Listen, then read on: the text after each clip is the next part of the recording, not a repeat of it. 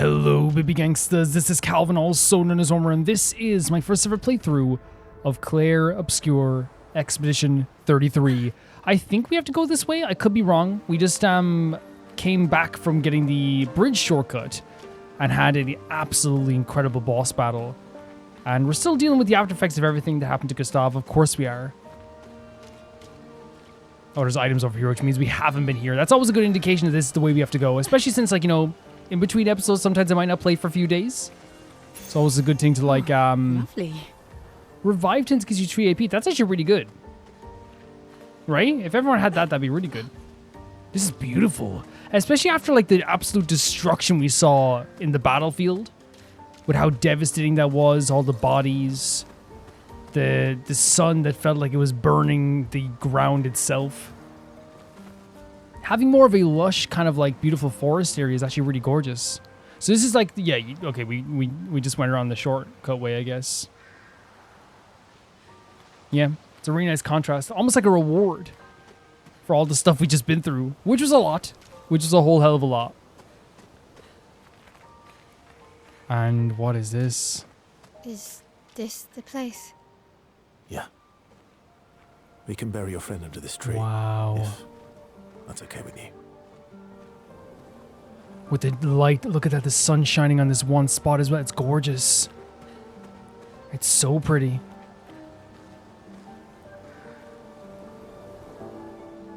Poor Mael, man. Everything that she's been through.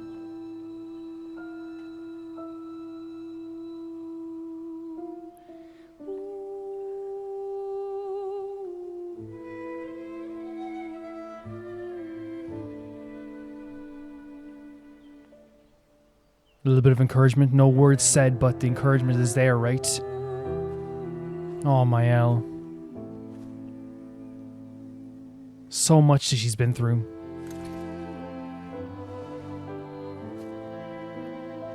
Oh, gorgeous music. Oh my god. Heartbreaking.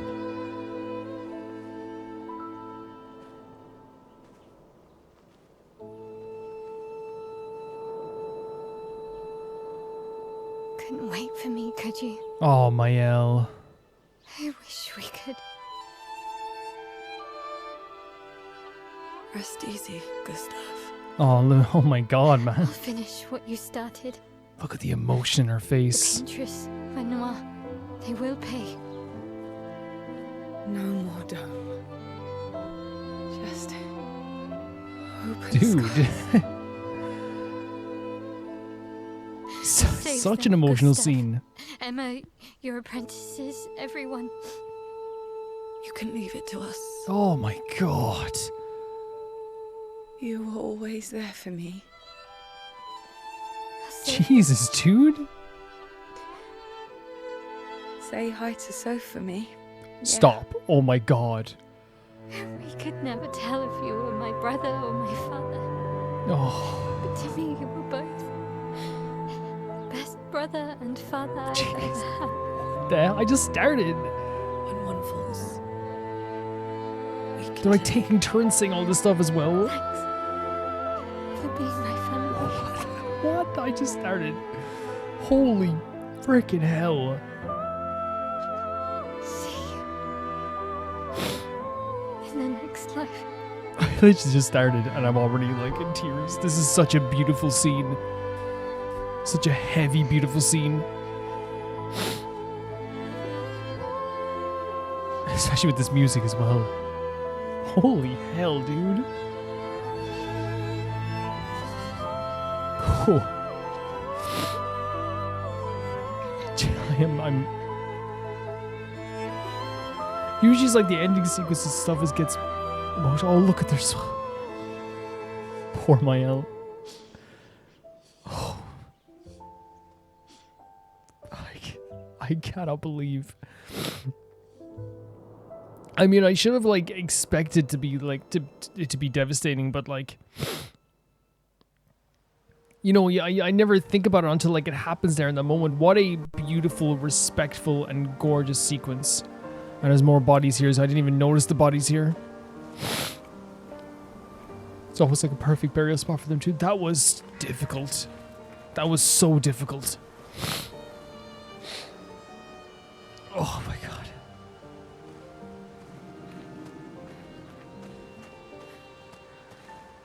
Can we see the...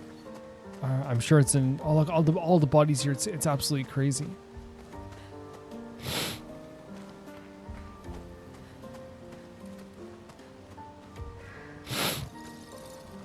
There it is. Sorry, I'm so my eyes are watery as heck. This scene was one of the most beautiful things I've seen, and I think it was that the music was already so stunning, right? It was so beautiful. It's such a beautiful backdrop to it. It really was. But I think what's so heartbreaking about that as well is that it was 3 people who knew Gustav so well coming to terms with his death. And what was so beautiful is hearing, you know, Maëlle talk about how like she was so happy to have him as a father, brother, you know, happy to have him in her life. But also Lune as well, talking about how like you can leave everything to us.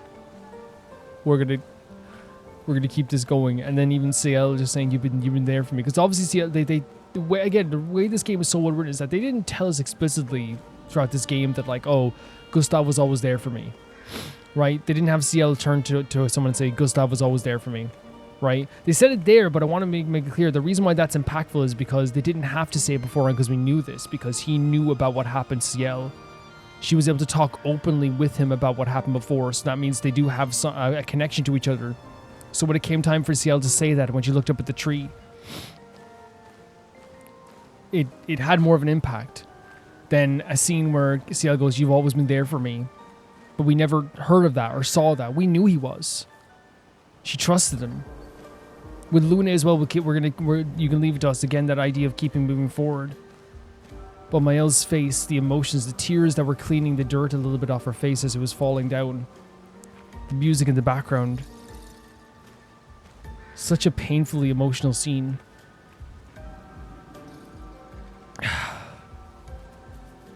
So well done. And then Verso and Eski staying back as well, which I think was a very... But you could tell with like, I think with Verso we saw these numbers here. 46 and all this stuff. He saw that, and I think at that point he like... It was too much for him as well. This obviously weighs in his mind too, 46, you know? This is like a burial ground.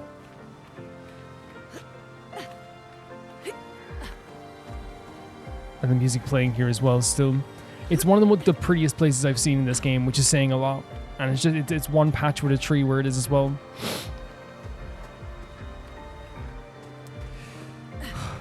And just again, the subtleties of this as well. Character writing. Ciel looks up. Maëlle's down on the ground with Gustav. And almost like the, you know, like I don't say level-headed, but like right there in the middle, pragmatic girl herself. Lune is standing tall, straight, saying we're going to keep going with this. Maëlle's down on the ground. Almost like it's heavy weighing her down. And then Ciel's looking up. Very much, I guess, a more hopeful attitude as well. But again, and you might say, "Haven't you reading too much into that?" But like, I with this game, I don't think so. I don't think so far. The way they've done the character writing has shown that like every single moment has pieces of who they are and everything. Every single moment. How heavy was that, dude? And there's Eski outside there as well.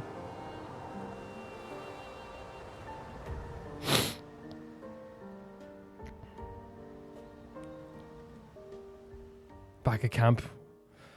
Beautiful stuff, but heavy stuff. For about 2 hours. Then there's a big lake. We shouldn't go there at all. We should make a right, and then it's going to take a few hours. I love her hair so much. We get some rest and some food. And then from there, we head north to Monoco Station. Why there? To recruit my oldest friend. We'll need the extra firepower, because... Oh, we're going to have another our companion? goal will be to take down the paintress' heart. Her heart? That's interesting. We haven't heard the heart thing. You can't just stroll up to the paintress. The chroma there is far too dense. It erases anyone who gets close. But if we destroy her heart, the barrier will fall. And he's fully on board for this, it seems. So where is this heart? What does it look like? What it looks like That I don't know, but I do know that it's somewhere in the center of old Lumiere. Old Lumiere. You found old Lumiere. Yes. So like, well, So it's self-explanatory. Before the fracture, our Lumiere was part of a larger city on the continent. I've traveled with many expeditions. I was with the 58th when we found old Lumiere. But Renoir erased them, Jesus Christ. and I don't know much more. All right then. Let's go meet your friend at Monoco Station. And then we'll take the Paintress's heart. They're very solid there with her conviction, right? But she's all about that keeping going, right? Oh, Mael. The eyes in this game tell such stories all the time, right?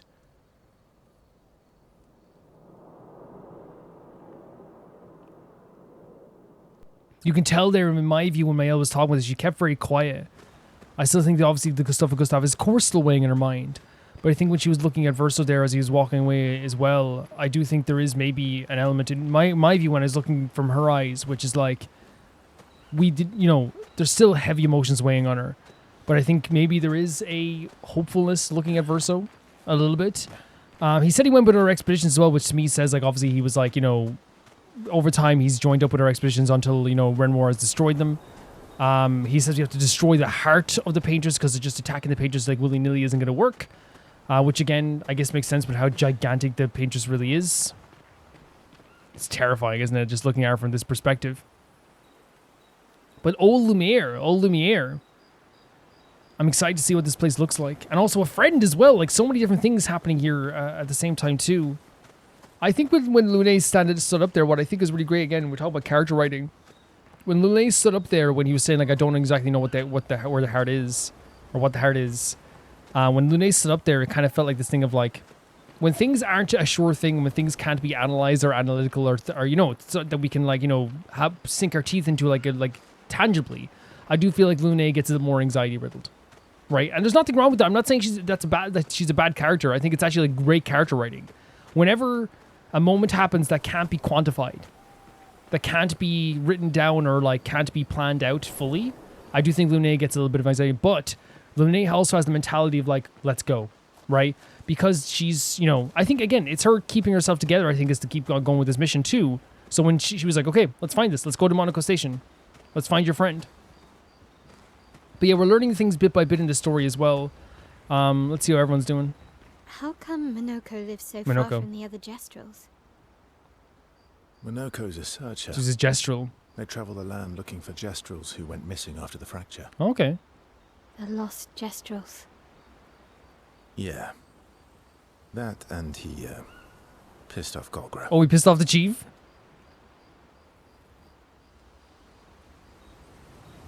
So he pissed off Golgra, and also he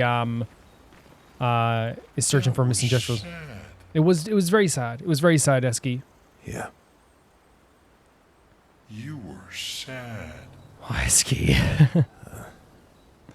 Yeah. You were thinking of Julie. Julie. And not just her, but... I suppose he did say he lost so many people as well, right? Want a hug? Oh, Eski. An Eski hug would cure everything. Yeah. I do. I love how in touch with his emotions he is. Do you want to spend time with Eski? Sure. Do you get to spend time with other characters or just Eski? She reminds me of someone. Mael? Who?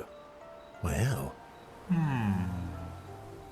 Have I met her before? But you also felt like you met CL before, though, right? Well, you also thought you knew Yeah, CL. so like maybe there's like something to that there. Oh, but I do. Wait, don't I?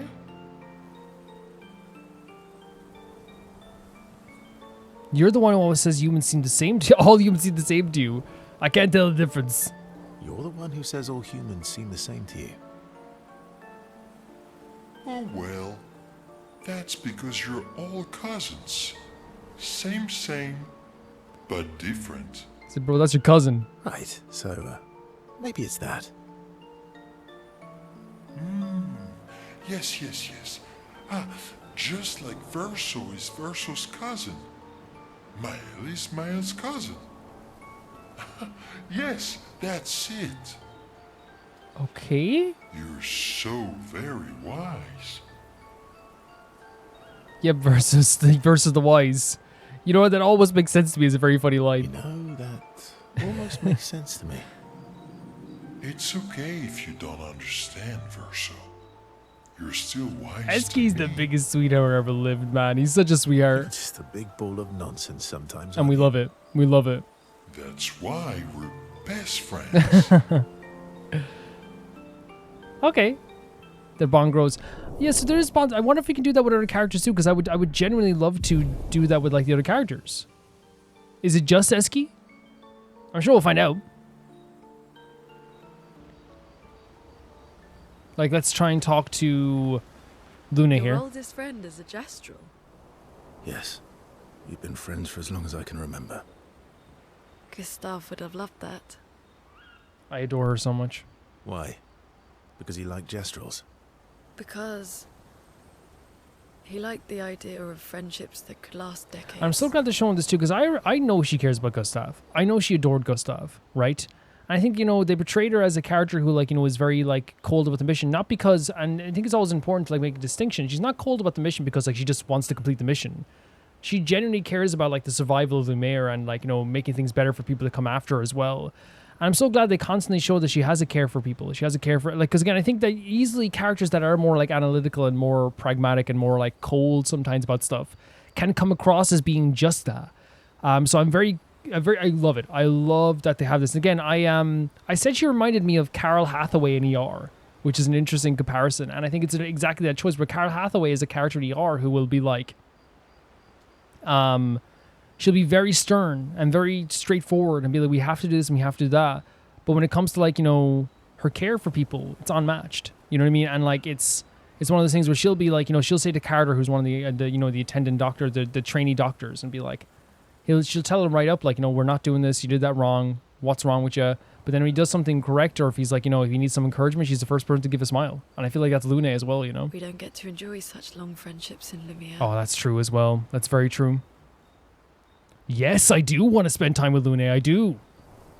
100%. Lune intercepts Verso as he walks by the fire. Why are you allying yourself with us? I love this, man. Look at this. Look at that. And she's like eyeing him up as well. Not a lot of options out here. In case you hadn't noticed. Like in a way that's kind of like, you know, what's your deal, you know? What about the previous expeditioners?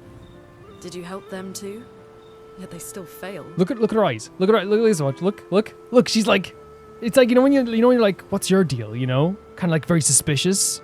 That's a terrible way to ask questions.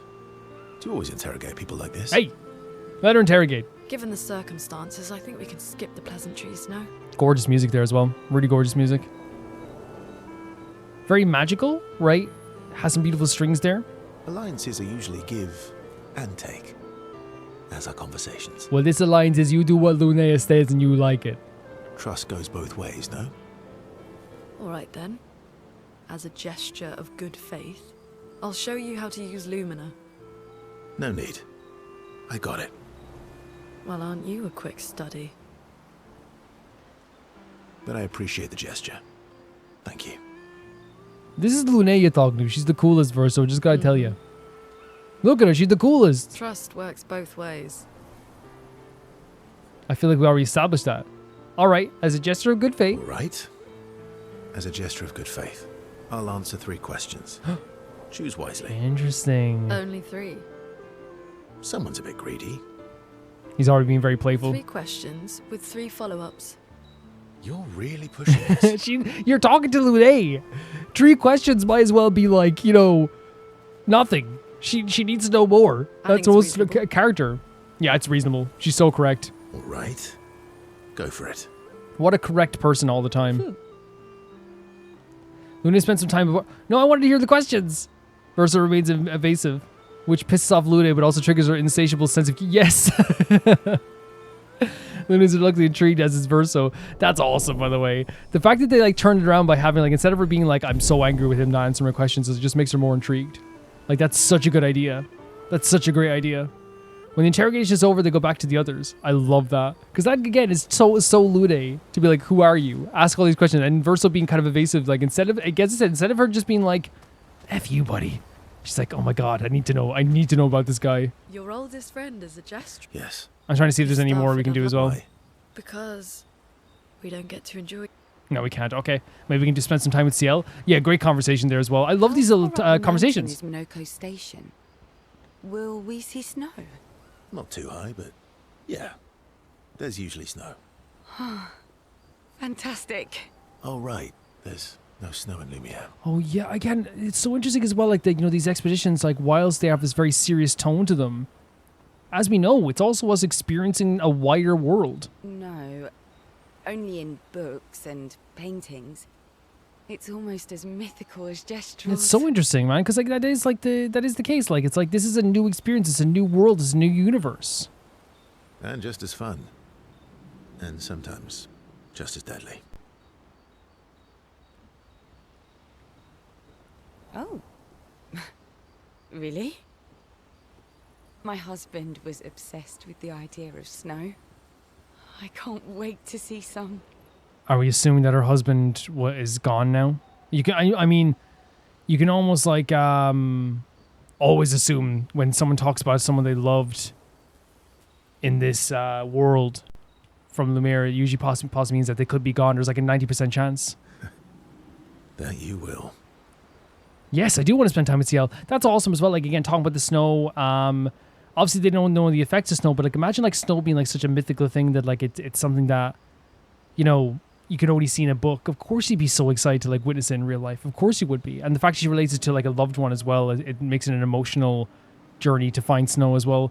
Verso approaches CL, who seems open to talking. You seem less stressed than the others. Is that your conclusion? After your extensive observation of our team? Yes. There must be better uses of your time than analysing our stress levels. Well, it's important to understand your teammates. Says the mysterious stranger who has yet to share much about himself. Very, very, very, very, very true. But I think it's like what makes him kind of interesting, right? You know, is that he does have still a mysterious edge to him. Then consider this my attempt to be less mysterious. Oh, is that what this is? I'll trade you a story for story. Quite fair, I think. I'll trade you. A story for a story. Quite fair, I think. Well, there are stories, and then there are stories. Well, something a little more heavy. You first, then. Something epic then, full of battle and danger. Something unusual then, strange and wonders and mysteries. Well, we know CL like had a passion for snow and like mythical stuff, and like near mythical stuff. So maybe we can talk about this. Something unusual then? Strange wonders and mysteries? A bit impersonal, Not really how you get to know each other. I don't think that's worthy of a trade. You tell him, CL. Get your act together, Verso. Tell me something dark and melancholy and personal. Yeah, Verso. Ooh, going straight for the heavy stuff, huh? Meat is always like on Lunea's and CL's side no matter what. Get to it, Verso. If we're going to share, let's share. Story for a story, right? We'll see. Okay. Verso and CL spend the next few minutes arguing whether CL should also share. CL continues to tease Verso, who remains evasive. Verso and CL's relationship grows a little bit. That's cool. Yeah, like they're like fun little stories here, and I think what's great so far is like what we've seen so far from this stuff hasn't been stuff that like, you know, takes us on like, you know, big journeys yet, but it's been easing into the stuff, and it's very natural the way it's eased into it, right? By having the first conversation between the characters be Lune trying to size Verso up, CL wanting to share some darker stories with us, and, you know, making fun of him, like, you know, analyzing us. And the stuff with Eski, like, is an old friend that we're trying to, you know, just like to gain comfort from. I feel like they've done a good job of, like, you know, setting up all the stories so far. I want to... Oh, wrong button. I pressed the Honka Star button. I want to go in here and just see if we can upgrade anything right now. Upgrade this. Do we have any... We have to have some... We do. So, again, this is my team right now. So I'm going to upgrade these guys to 55. That's what I'm gonna do, and then we can go upgrade Verso afterwards. Yeah, that's what I'm doing. We're upgrade. And then I'll get him to 50 next time as well. We can upgrade the shape of energy.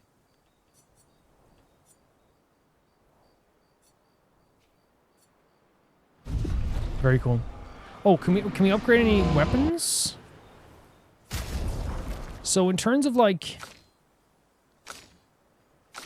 this weapon, we can't upgrade this yet, can we not? We need Resplendent to upgrade this. Is this what we're still using? Oh yeah, we know we swapped this, and we did swap this. But then we also have this one now as well, which is an earth element. But the reason why I kept this on was because 1 AP when stains are consumed. But again, we haven't gone to level 10 yet and won't be able to get to level 10 because, so I might switch this for now, maybe? Because we can just do more damage at the very least. Right? And then in terms of these weapons, I think this is probably still the best weapon, right? Ooh.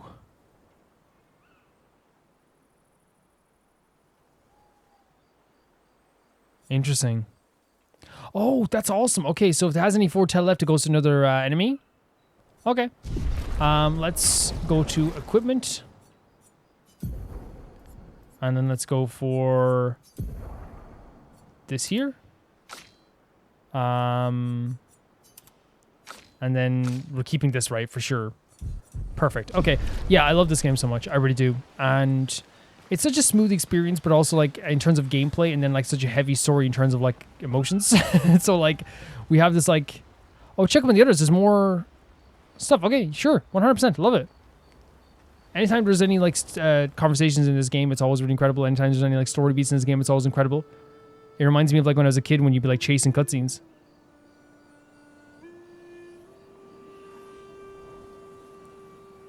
What are you working on? Contingency plans. If we fail, Expedition 32 will need There it every is bit of again. information we have. Working on what's coming next. Right, but how are you going to get it to them? I asked the Gestrals for help. Oh, okay. Smart. Very smart thinking. She's very forward thinking.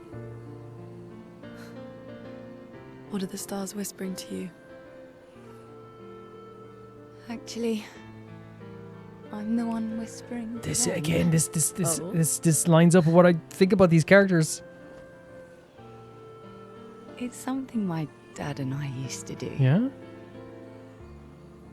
When I was scared or anxious, or even when I was happy, he'd say, share it with the stars. Beautiful.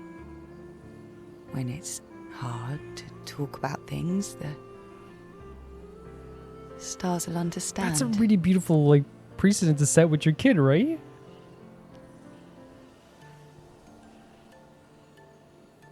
I like that. It is nice. It's very beautiful.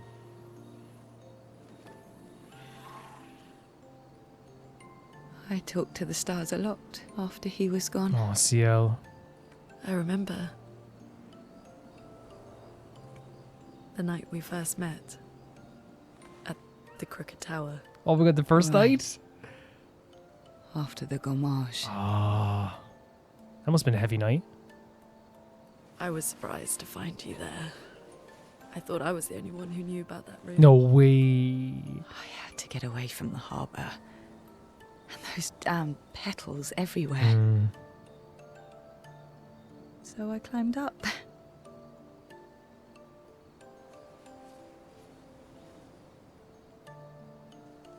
Was she gonna lie down with her? Oh my god, that's so beautiful. And the fact that they both found the same safe haven in the same night, that's a connection for life. That's a connection for life, man. It wasn't logical.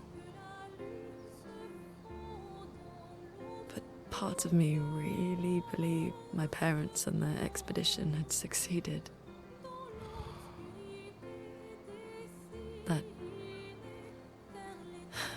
That they'd stopped. Wow, that's such an interesting thought. Then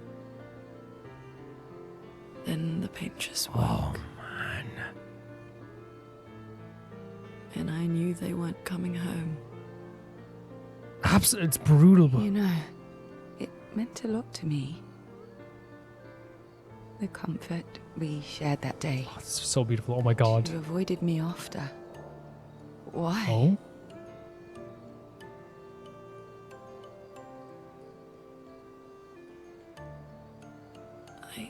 It wasn't personal. I cut a lot of people out. Oh, of my really? life. Okay.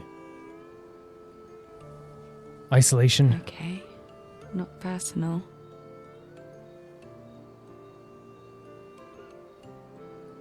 Look at them. That day, I knew my parents had failed. They were counting on me to finish their work. I couldn't afford Oh distractions. my god, the weight of that, though. The weight of that. Friends are not distractions. Yeah, the emotional weight of that, Lune. Oh my god. I know that now. Of course, yeah. Wow. We're in the middle of nowhere with 1 year left to live. What better time to build friendships? Yeah. I could use some wine though. Making friends is thirsty work. Wow. Gorgeous scene. Stunning.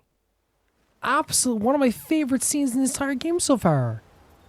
Absolutely stunning. First of all, by the way, like, you know, two of the loveliest gals ever. And I just say this right now as well, like, you know, like, just because Ciela wasn't smiling a lot there, but Luna's smile bad.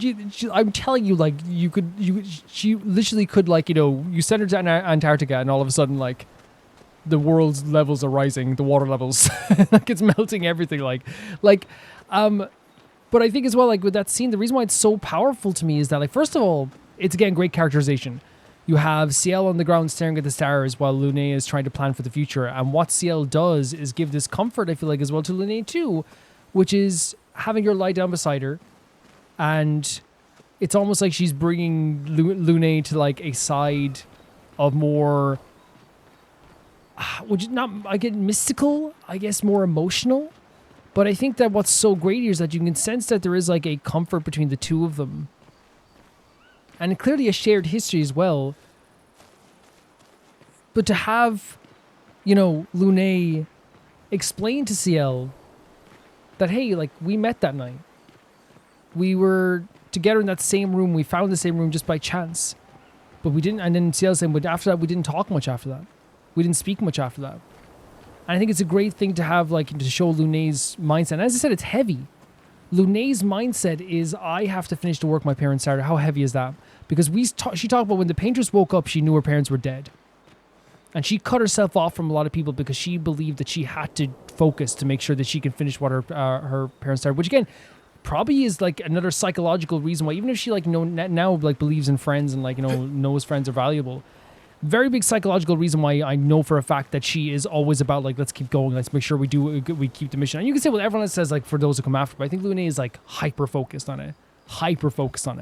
Always thinking about it. And that is, I think, very, again, it's from childhood. Our parents probably said, when we die, you're next. You have to do it. Which, again, is unfair. It's the world that they lived in. And it's not just, I don't think it's just Lune who had that perspective from being young. I feel like it's, you know, it's driven, that's in part of their culture, you know, for those who come after. But for your parents to say, hey, when we die, make sure you do something. She made herself believe. And I do think it is like a cutting off of, like, of fantasy almost, right? Where that day Lune was brought into a reality that, you know, a child shouldn't be brought into. She believed in her heart of hearts that there's no way my parents could have died. And then when she saw the paintress wake up, she knew my parents have gone.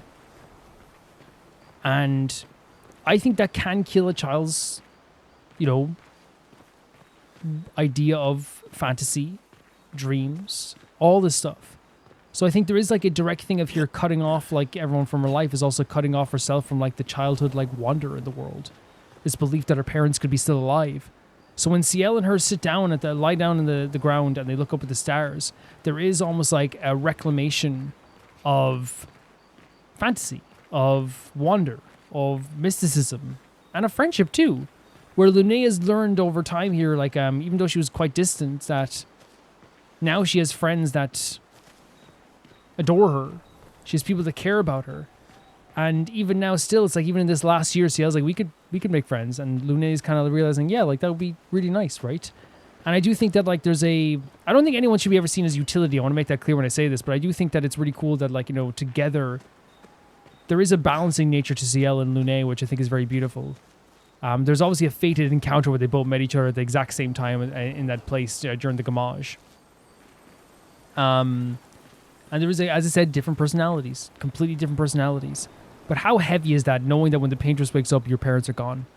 But I do love how comforting and beautiful the two of them lying together, staring up at the stars. And as I said, full of wonder, full of mysticism. And it feels interesting to have, a character like Lune maybe be able to reclaim that. And again, she doesn't have to reclaim childhood wonder, but, like, the magic of friendship, the magic of, like, having people care about you, the magic of hope. Yeah, it's a really beautiful scene. I guess we'll be heading back out again. Oh, more. Hell yeah. Like, oh my god.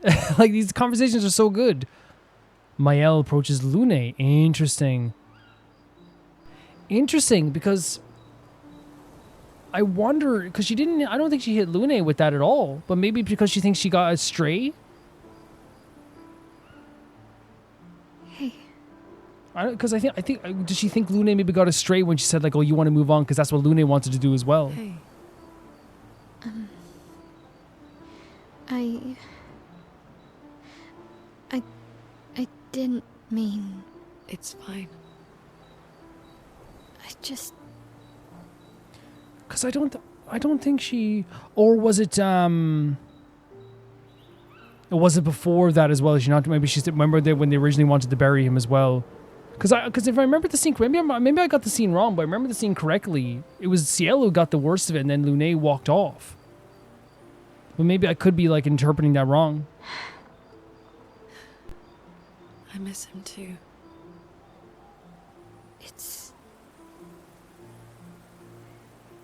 It's hard.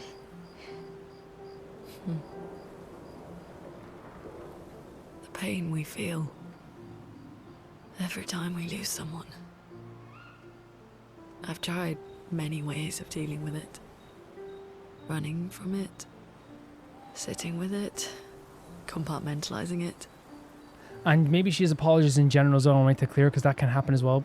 She maybe... And again, she didn't mean what she was saying as well. But we found out Lune also lost her, as she would. She lost her parents, and she's dealt with loss too, But what I needed was to use it. To use everything. What do you mean?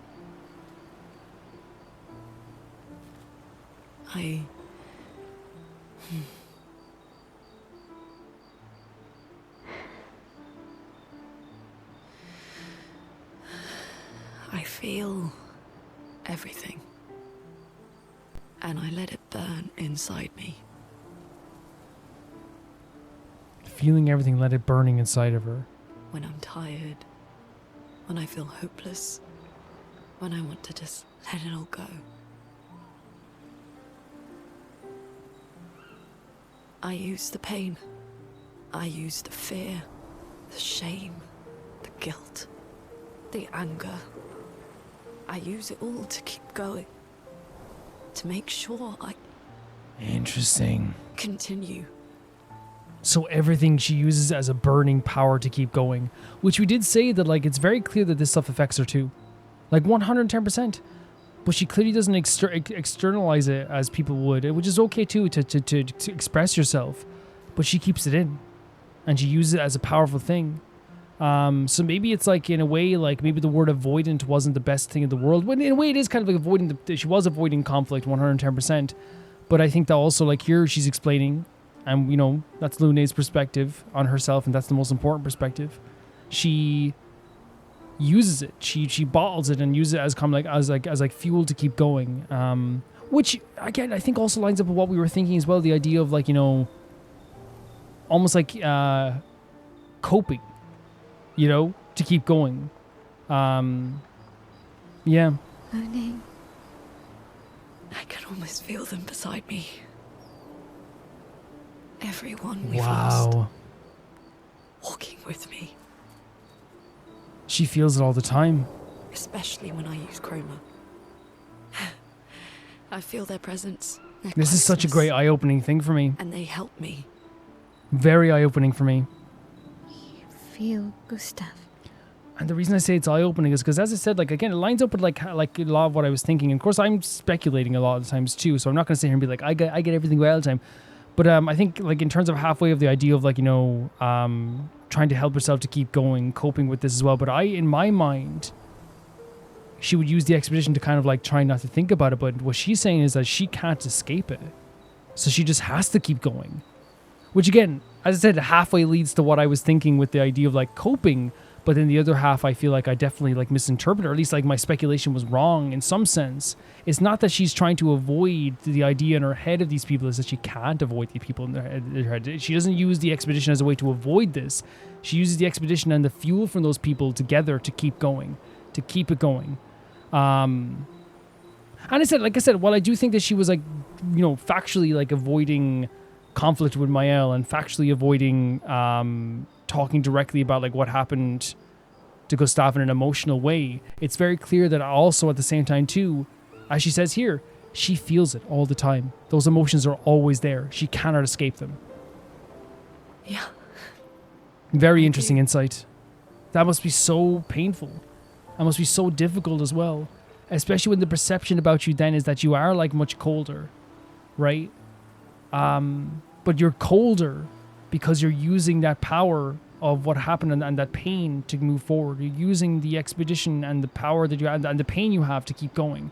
That coldness, that pragmatic nature, that forward thinking comes along with a fuel that is fueled by deep, darker emotions. And again, very eye-opening conversation here. I'd like to feel him with me too. Oh, Mael. You have an affinity for chroma too. Try it.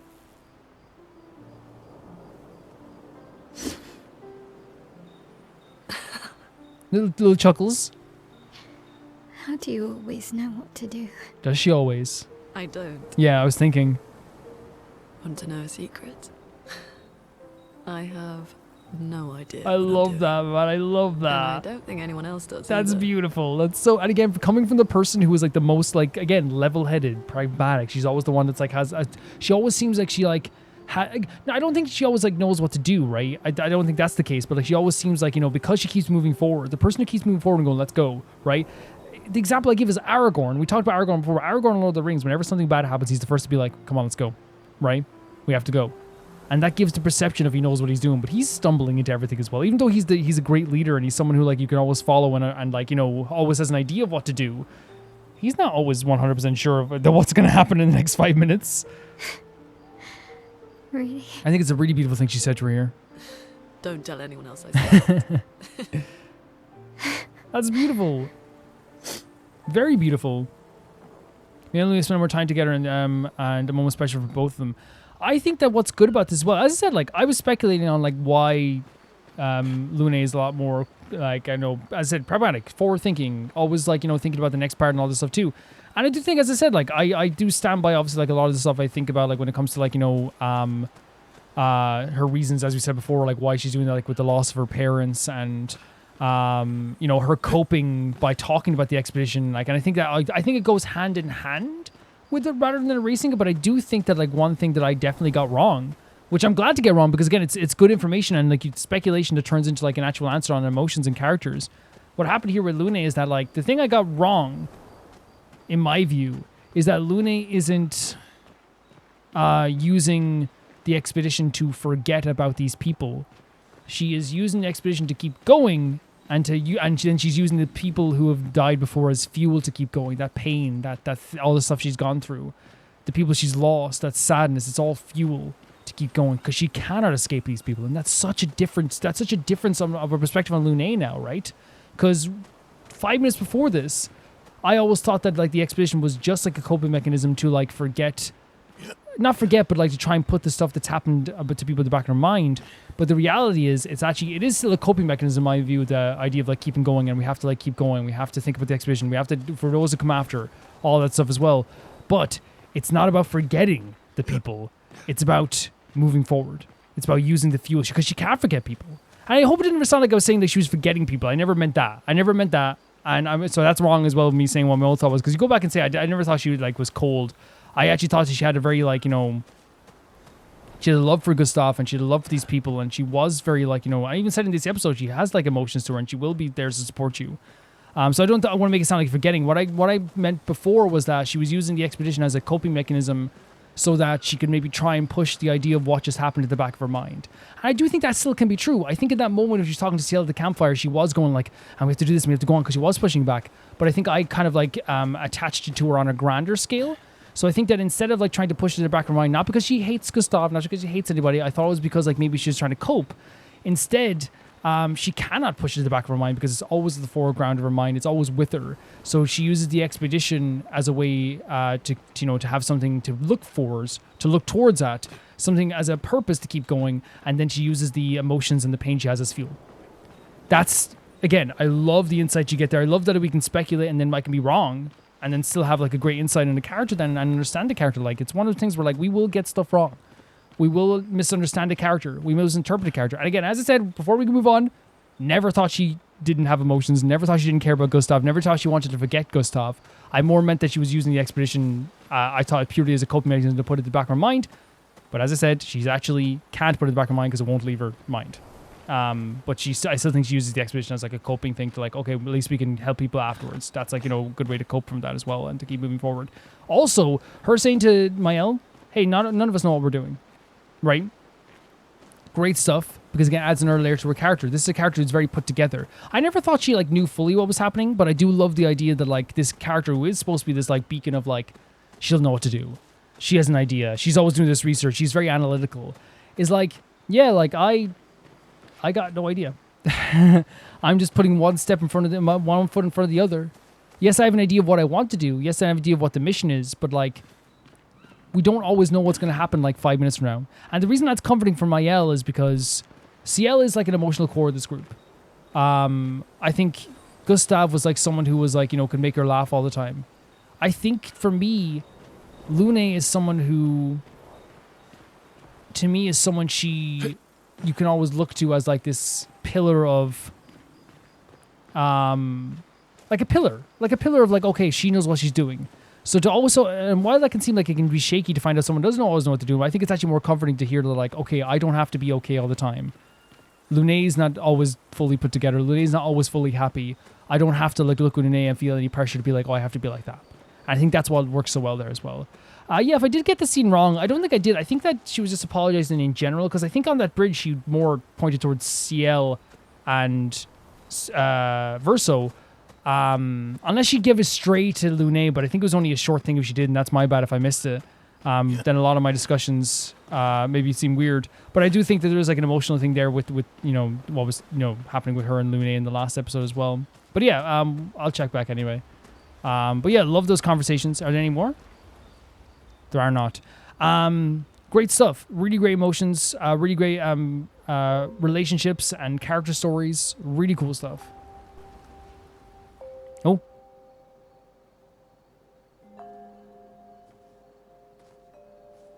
Talking to Verso.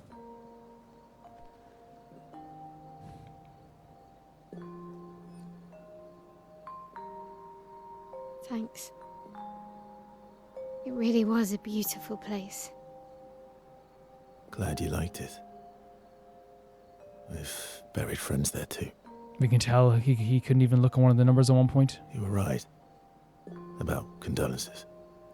We offered them because we don't know what else to say, but there's no comfort there.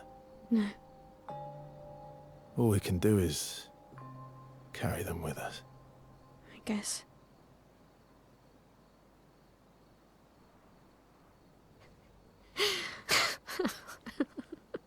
Mael? Sorry. You okay? It's just... Drowning in our own sadness. Oh my god, it's so good to hear her laugh. It's so good to hear her laugh. Hey, why did you join the expedition? I mean, with the Gommage, I understand the rest of the team's decision, but you're half their age. out here seemed better than in there Hmm. at the time. Watching people die over and over What's again, that? right? Wanting to escape a life you don't want. Escape. Yeah. That's what I wanted. But Gustav and the others, they really want to change things. Well, changing your life also counts. Can't always shoulder the world's problems, you know. True. Very true. Drain you fast. Gustav would probably say, if more of us cared, then it would lighten the load for everyone. Like, beautiful words as well. That is true. He sounds like a good guy. That is a very true thing as well. Wait.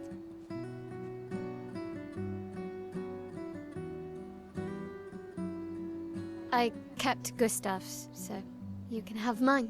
What is it? You'll need one if you want to be an official. Oh, the member of our armband. merry crew. I gotta say, I didn't take you for an official kind of person. He's very charming. He's very funny. Oh, Mael, this is such a sweet gesture as well, right? Welcome to the disaster expedition. She's so cute. Thank you. She's so cute.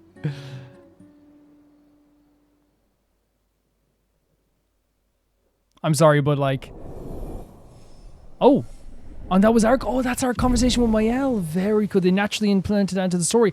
That scene is so adorable because it is Mael, like, introducing him to the group. It's Mael doing, like, I think, like, a little bit of an apology tour, right? You know what I mean? And I don't think it's, like, a bad thing for Mael to apologize because while, like, again, we understand, as we said, we understand exactly how she feels. Well, not understand, but, like, we didn't go through what she went, and what these characters went through. But we can understand, like, their emotions and empathize with them.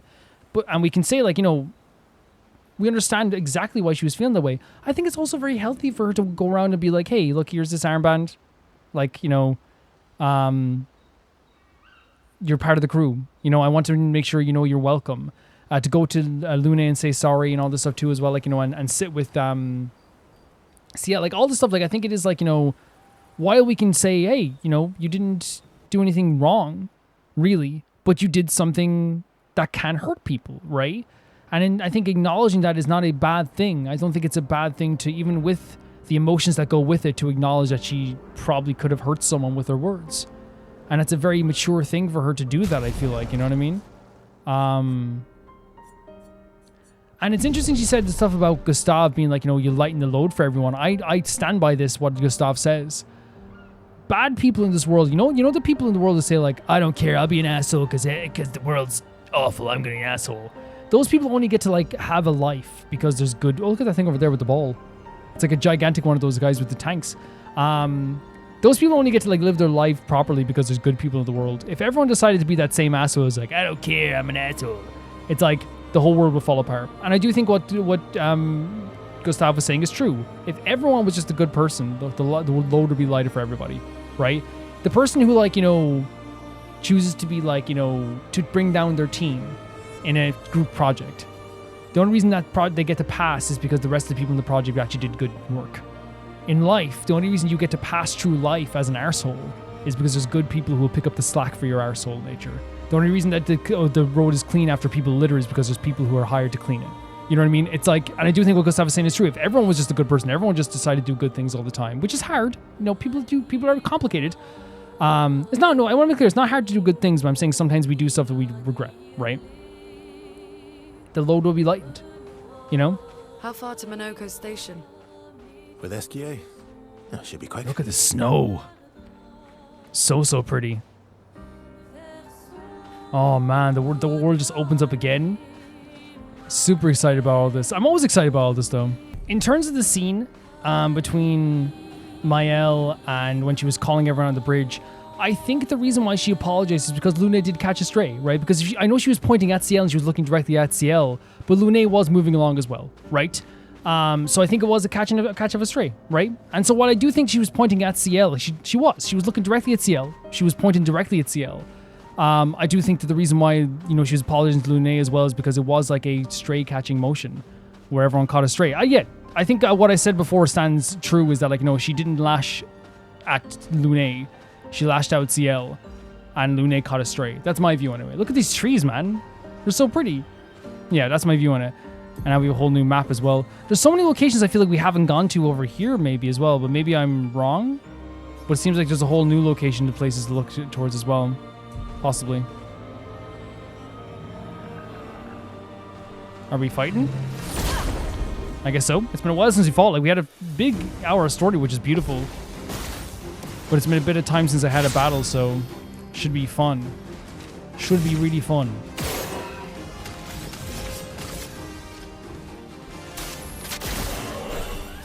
And when I say it's been a while, it's like I played this last time on Friday last week, and today is Monday, so it hasn't been that long. But it's, of course, longer than usual. Or so it's longer than I usually would, like, you know, like, because it's Let's Plays, that's what happens. Resistant, we probably shouldn't have done that. We should have allowed Lune to affect them.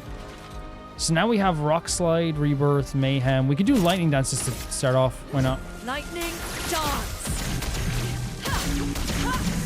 Such a cool move. Take cover.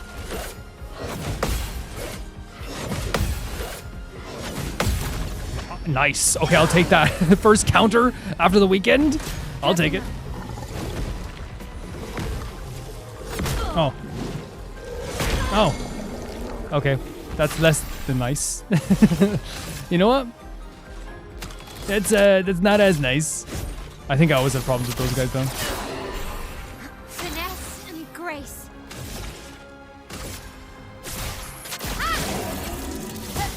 Chroma is float. Jesus Christ. Oh, I didn't get the second one. The second one should be easy as well. It's just I panicked. You can tell I panicked. You can see from a mile away that I panicked, right? Blade, cut through the flames. Nice defenses though. Storm is coming.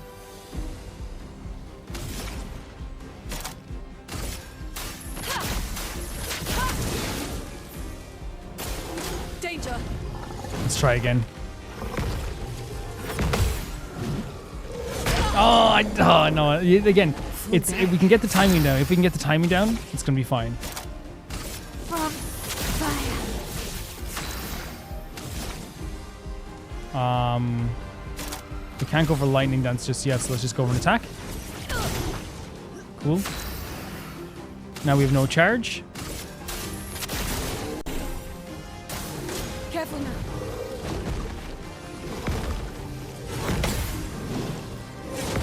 We got it. Nice stuff. Finesse and grace. A precise strike. Yeah. Okay. I'm happy with that. That's the first battle back after the weekend. You know, we're doing. But oh, we have more. I forgot we can equip more of those things. So because we have 15 points, so we can equip an energizing attack to get AMP. Yes, 100% right, and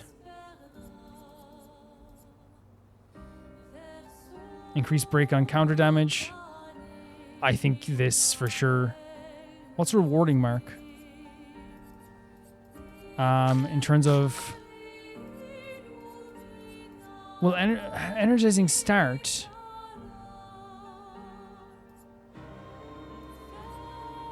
We have 2 energizing start equipped. Is there an energizing start? Or do we have that equipped? We do. We have energizing start 2 equipped. And energizing start 3 equipped. So we have a lot. We already have all the energizing attacks, so we can equip maybe SOS power, and then we have 9 for you as well. Energizing start 3. Is there anything we can unequip to just get this to 15? Dead energy.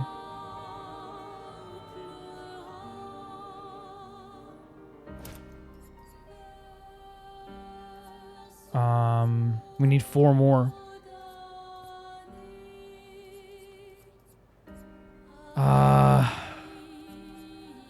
I think we've taken away powerful. You gain powerful for 1 turn on base attack. What's versatile again? I'm happy with this. I'm happy with that. I know we can improve damage on the. Oh, it's a good damage boost though, isn't it? We'll see how we feel. We'll see how we feel. It could be a good damage boost as well. It might be a bad idea to unequip that, but for now, I'm going to try it out with just having as much AP as possible, so we can have more moves as possible. But I'm wondering if I'm going to miss it, you know, down the line when it could be a good strategy to like start off the battle with that too. Well, look, we'll gain more AP and equip it. So what's this over here? Yeah.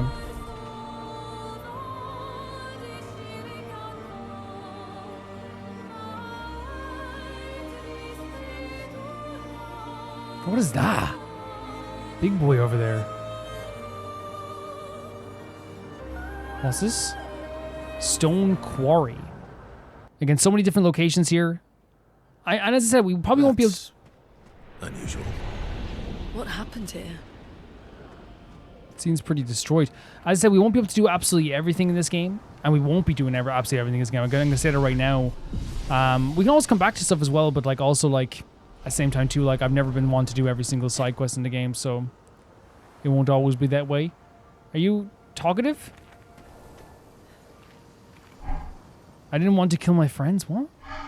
I just wanted to play with them. Wait, these guys, you killed them?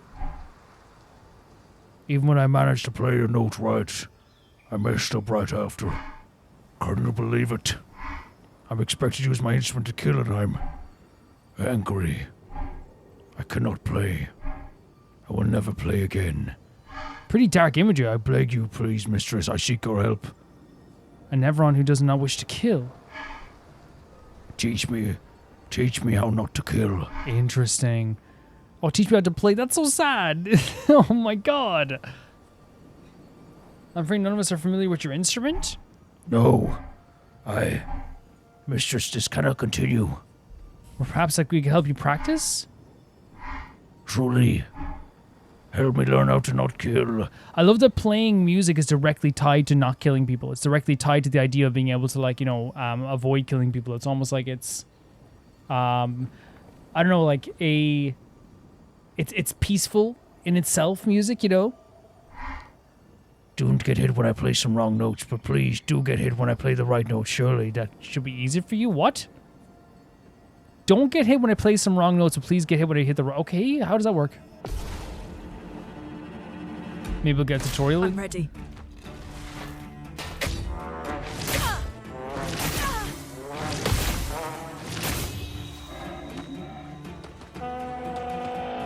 What do you mean? I'm ready. I'm ready. Oh, I know what it is. Yeah, Ready to it's evade. green. It's you did hit the green. Yeah, okay, that's I'll fine. do it. Go for it, buddy. I'm gonna dodge for this. I'll do it. I'll do it. Yeah, because I didn't hit the greens. I dodged the green. Dodging should be I'll easy, do it. right? I'm ready. I'm an Ready idiot. to evade.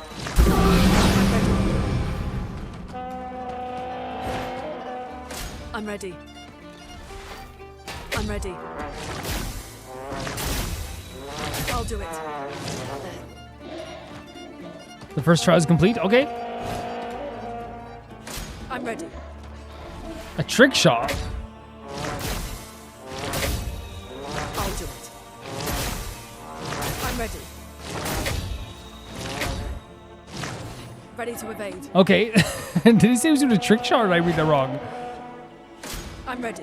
Oh no, a tricky shot. I'm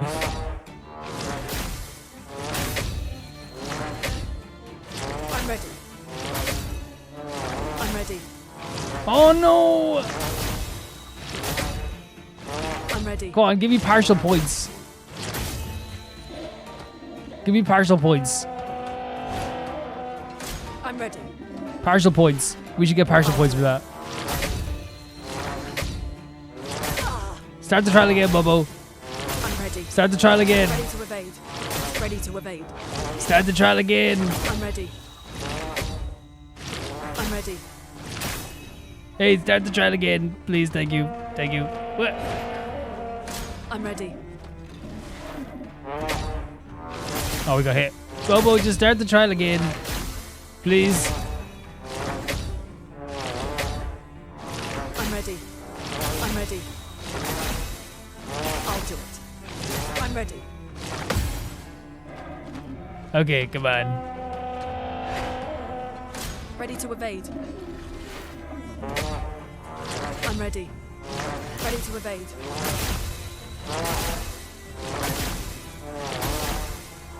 Ready to evade. I'll do it. I'll do it. I'm ready. All the trials? Okay, lovely. Okay, we did it. That's really fun. That was a really fun idea. Like a rhythm mini game almost. It worked. Oh, they played their instrument. That's beautiful.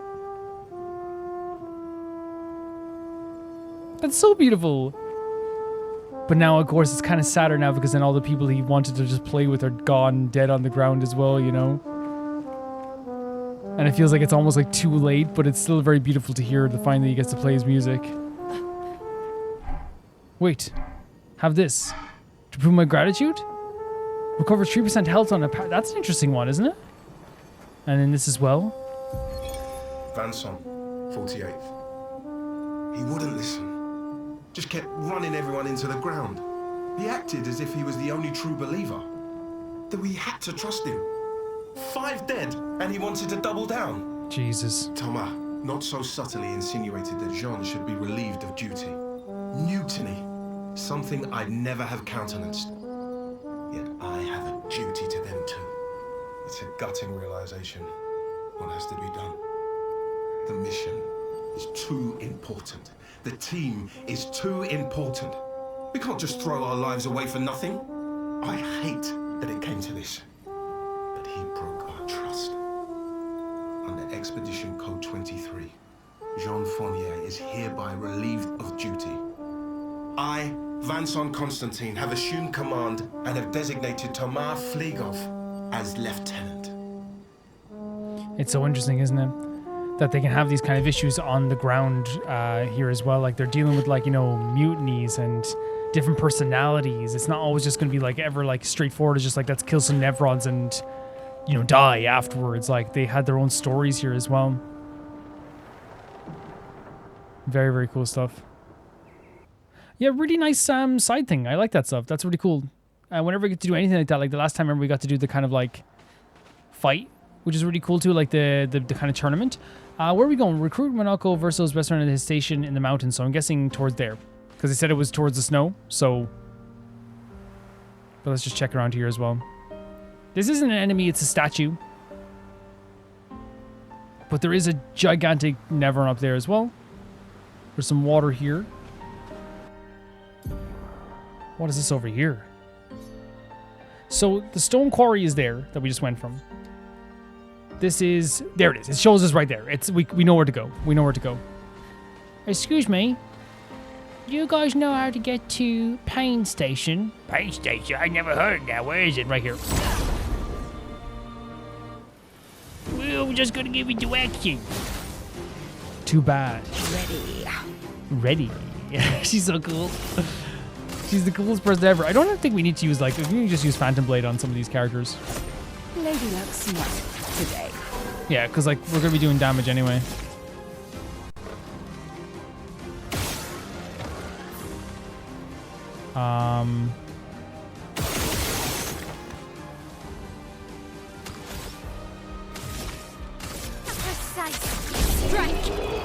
Probably the best bet. Yeah, it's the best bet we had there as well.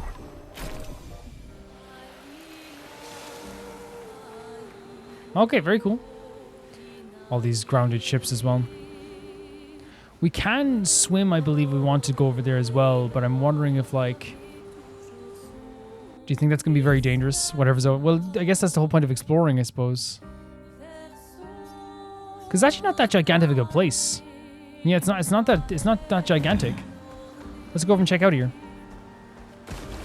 Oh, the mud has it jumped up as well.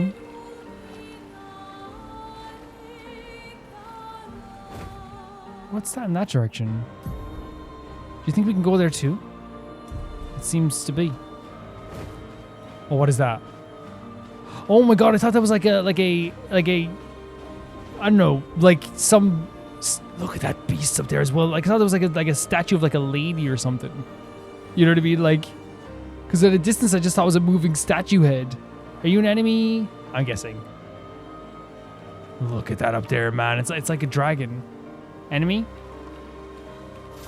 Enemy. Now, is it one of those enemies that's going to kill us in one shot? We'll find out. It's Gross Tete. Careful, my elf.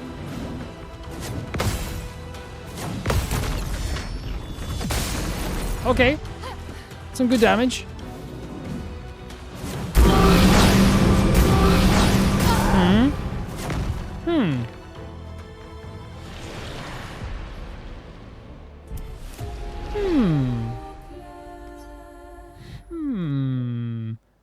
First strike doesn't matter with these guys, does it? I guess not.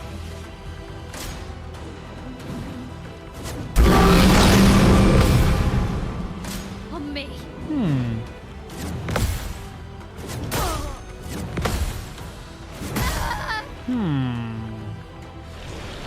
Wait, how many? Wait, I want to see this now. I know I didn't just see that. I want to check how many turns this guy has. Let me see this. Let me see this. Let me see this. Let me see the turn order. Ready to parry. Insane. Insane. Ready to parry. Too early. Ready to parry. Insane.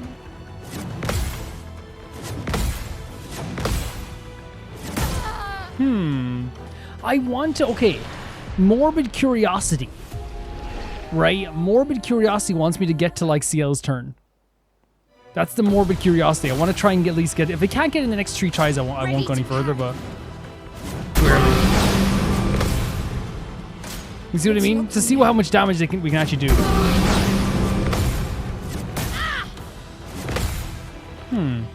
Ready to parry.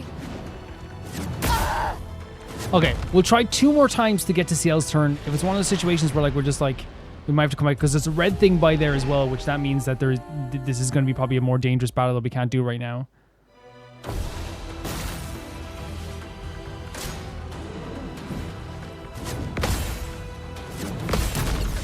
Like look at the damage. We don't do a lot of that's 3,000 damage. Yeah, I don't think we're able to do damage to it right now. But there's a morbid curiosity. You know what I mean? You get what I'm saying?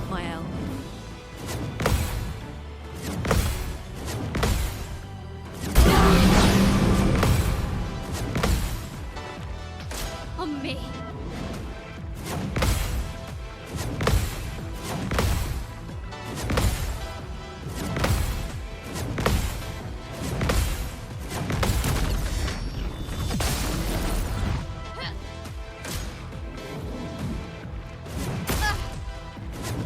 Oh my god. Okay, we're gonna try one more time. If we can't do it this time, I'll back off. But I just thought, you know, we could do it. There's a curiosity that's in this now to see what happens if we actually get to her. If we actually get to it, you know what I mean?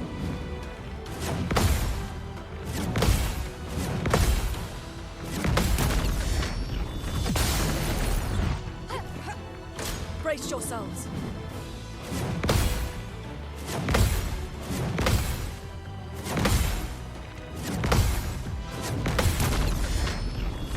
You guys get what I'm saying? Like, I have to at least try. Look out.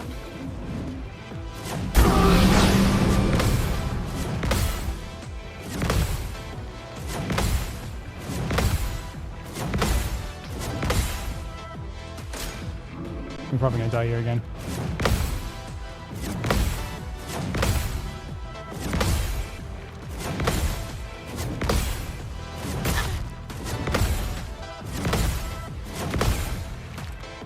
There's a curiosity that comes along with this to see if like maybe we can do like anything to him. No, we cannot.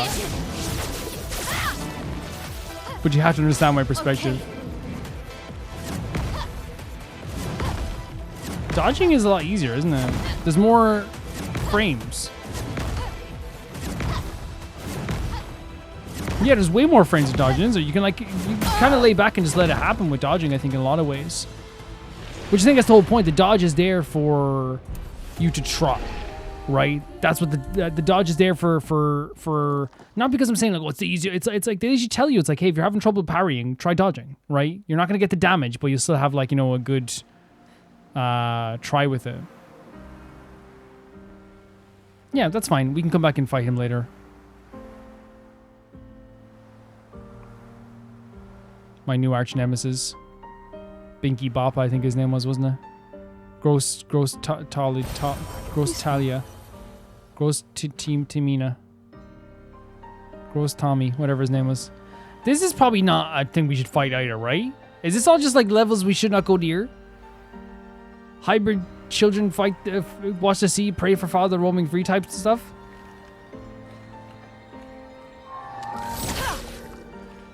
Because I know first strike doesn't matter with these guys. I think when it comes to a boss battle, first strike doesn't matter, maybe? Frost Evisk. Careful, my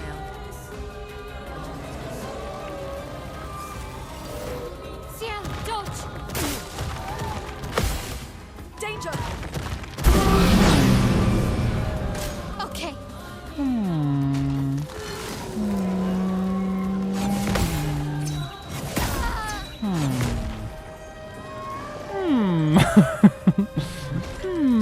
I wonder.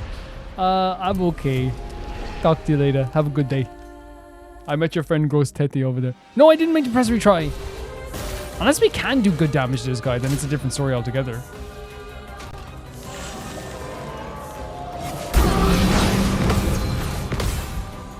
I honestly think first strike used to mean something. You know what I mean? First strike used to mean something in this world. Let's dance.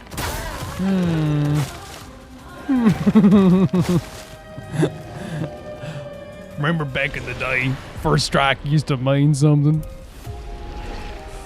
Remember back in the day.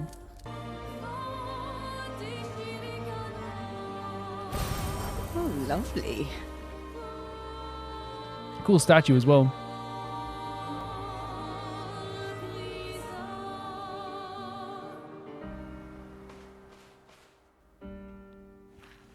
So I'm guessing we have to go, like, they're giving us an indication of exactly where we have to go past past these guys, but I want to see some other stuff over here as well.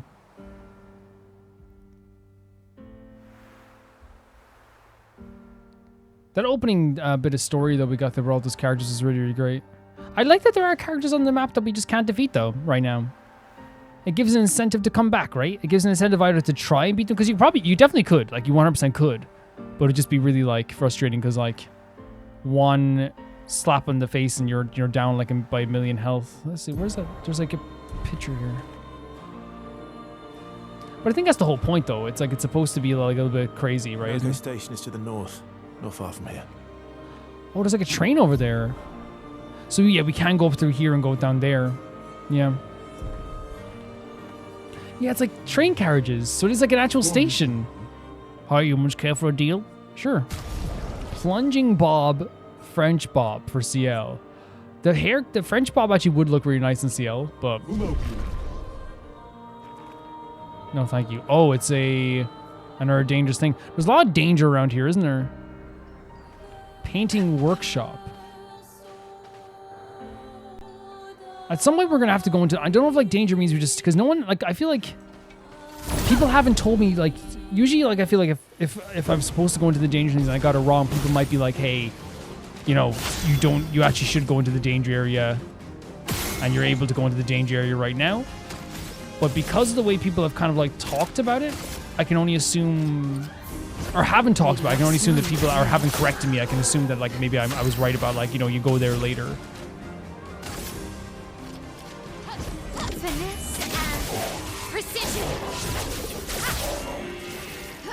A storm is coming.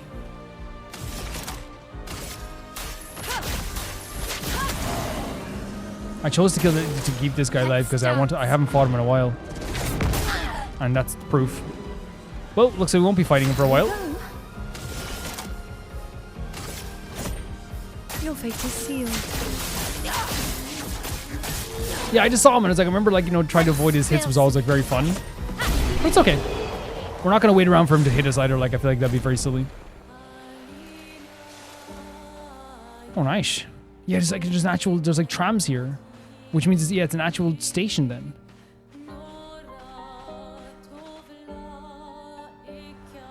I always found the train very comforting. You can get pretty much anywhere on a train in Ireland.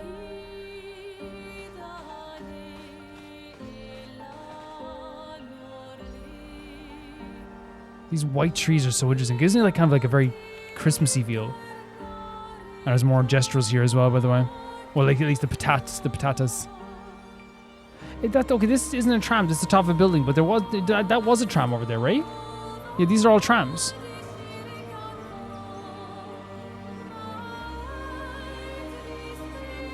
And then up here is definitely right. And I love that, like, even if you didn't look at the map, the indication you get that this is the way to go is that, like, you know, her station. And the first thing I was thinking, like, I didn't know exactly what it meant, but like, you can see all the, like,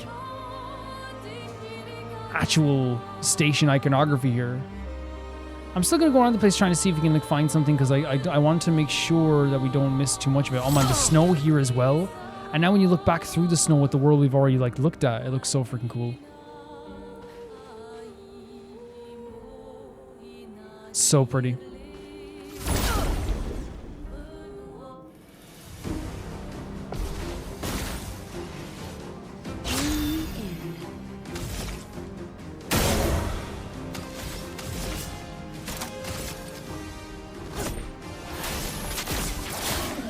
Resistant. Finesse and grace. Just get rid of this guy, I guess, right away. And we could probably shoot this guy over here then as well. It's been a while since we fought these guys, though. Oh. Wrong move. Let's try... Lightning Dance. Yeah. And again, the 33 always looming in the back. Oh, so cool. Is there anything around here we can pick up?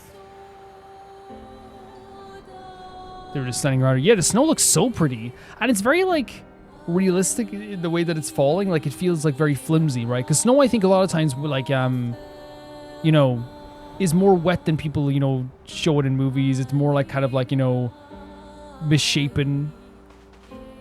It can be, it's almost like the type of snow that you know is going to just sludge up the place. You know what I mean? But here it's actually, like, sticking, which is cool. Because it's, like, prolonged snow. I remember when we were younger, like, you know, you want a snow day. Like, you'd love the snow because, like, oh my god, snow day. An advantage. But now, like, I think it was like one of those things where, like, all the time when, like, the snow would happen, like, you'd look outside and if it was raining then just earlier on the day, you'd be so upset because, like, the snow wouldn't stick on the rain. Because we wouldn't have, like, a crazy massive snowfall here in Ireland anyway. Man, the snow looks so pretty here. Like, and as you said, like, it's almost like, you know, makes the rest of the world feel a little bit colder outside too, doesn't it? Oh, it's a Gestrel. Hello. I'm not lost at all. Satchel is waiting for you. Satchel needs me back? Okay, I was gonna board you anyway. Whee! That's lovely. Lost Gestrel. That's very lovely. So up there is like where we have to go, isn't it? Or is it the other area? It's just over there. So what's this area here? Nobody knows. Oh! How humans care for a good deal? Trade. French Bob for Lune. Lost Voice. Is that a song? I'm sorry, Lune is my favorite character. I'm buying a French Bob for her to see what it looks like. Just see what it looks like. She's my favorite character. Leave me alone. I'm breaking my own rules. We gotta see what the French Bob looks like. Of course she kills it. Of course she does. Look at this. That's so stylish, girl. What the hell? Of course she kills it. Look at her. Of course she kills it. Of course she does. Of course. I remember they used to say that, didn't they? The only thing for sure in this life is death, taxes, and Lune's gonna have a nice hairstyle. Oh, this is... Okay, I thought this was a way to go up there. It's actually not. That's fine, though. Oh, yeah, we can mount SK as well, so just to cover the ground we've already covered, I guess. Such a beautiful area, especially with the music in the background. It makes for such a gorgeous backdrop to, like, an already beautiful backdrop of snow, right? We could also head over here, too. And there, I guess, as well. Did we come from here? That's a forgotten battlefield. How do we get to the big boy up here? Hey, big boy! Big boy, come down!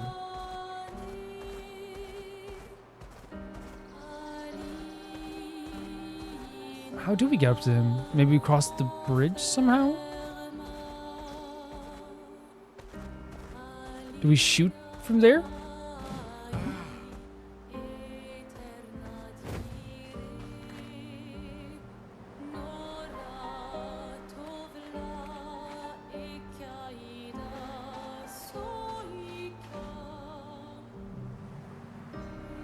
I guess not.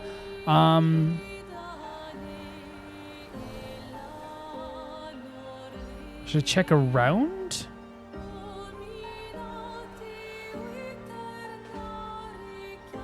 Maybe not. I'll mount Esky again. And I'll go check around here, maybe. If there's any way we can climb up or something from the other side. I'm guessing it probably is maybe something from the other side. Man, again, the fragmented world always like takes me by surprise because it's still so beautiful. And they do it in so many different ways as well. Is there like a way to climb up from here? A way to get through here? Doesn't seem to be. Like, maybe there's something I'm missing entirely. But look, we'll keep going where we were going. And as always, as I said, this world isn't over. Like, once we move on from a place, we can always go back to certain places, which is what's really cool about this game. I never feel the pressure of being like, oh my god, I missed something, because it's like, okay, go back. 2 seconds, go back.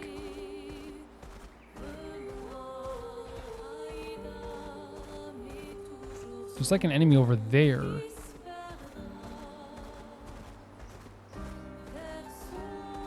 And a camp over there too, but I wonder if that's... Is there a way to get around there?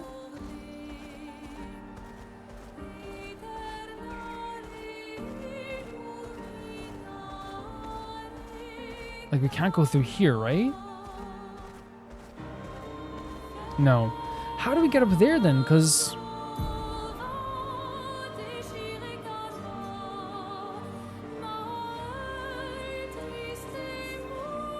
From the, I'm trying to look here as well. We can go up through the snow there, but is there a way to get up through? Maybe it's a shortcut, because you see here there's like a trail down here. So I wonder once we go up here, can we go around the trail around here and go down there? But then how do we get up there then?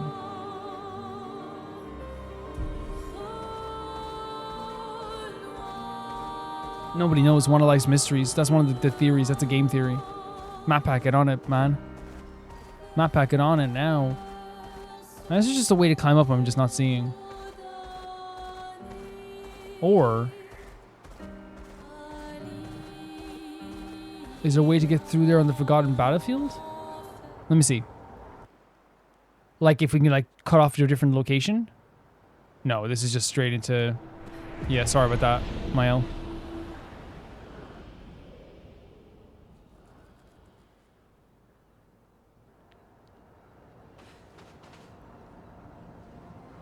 Okay, let's set up here then. Let's set up to where we were, because we can see a direct line up there as well, like this big doorway up there almost. Now we're actually covering big ground, right? Esky is like going to be very helpful, because I was like thinking like we'd still probably wander around the place, and what you do like for the first time we wander around on foot. But I feel like Esky is going to be so useful for stuff like this as well. Which is what he's there for, right? For sure. I'm really excited. I'm always excited to go into like different dungeon locations too, because it just means more battles, more locations, more beautiful places. Like, this already looks so cool. This looks like it's from a freaking picture book, you know? Absolutely stunning. Like a storybook. And again, the trams here as well, the different like carts or train cars. And there's a train top, whatever they call it. Shane Top's brother, Train Top.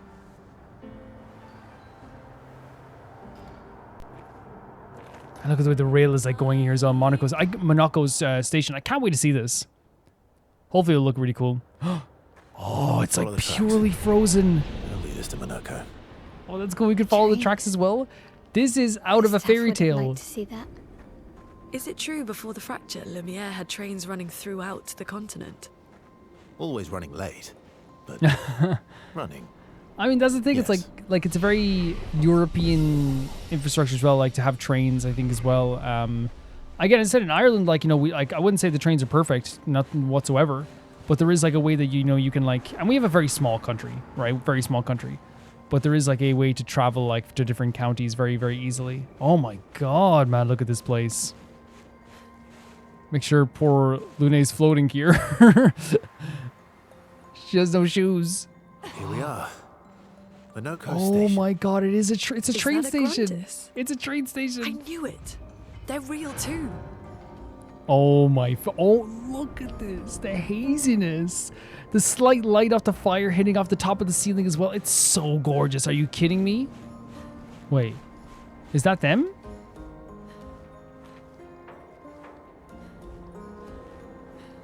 Is that the... No, that is the dead body. Oh my god, I thought that was them. This is a beautiful place. Burning fire means that people were here recently, obviously. That's obviously know where his friend was, I guess. Ah, look at this. Again, taking like a real world thing that we all know, right? Are you? Him? Oh, look at there as well. That looks, again, out of like almost like a Nightmare on Elm Street movie. It's so nightmarish and scary in a way, right? But so pretty at the same time too. Oh, you're the grandest guard. Okay. Contrary to what some believe, guard duty is quite rewarding. I find it meditative and instructional. Okay. Fair enough. So these are different guards in Grandes? You see what I mean? Like that kind of like nightmarish but almost like dreamlike quality as well. It's so cool. It's so cool.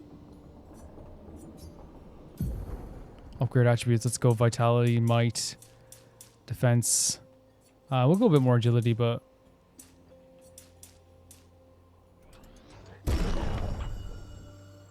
let's go with vitality to get to 23, might, agility, and some more defense. And then we'll do like a bit of luck.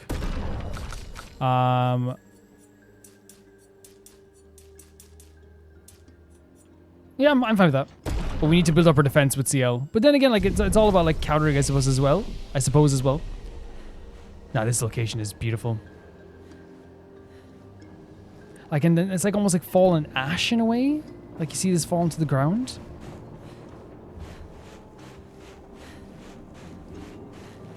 And these guys, oh, boss or introduction, what do we think? Look how pretty this is. If Monoco's not here, that means... Boss. Did he counter at the last second? Mon Dieu. Your reflexes remain sharp. That's him? As ever. I approve. With this voice?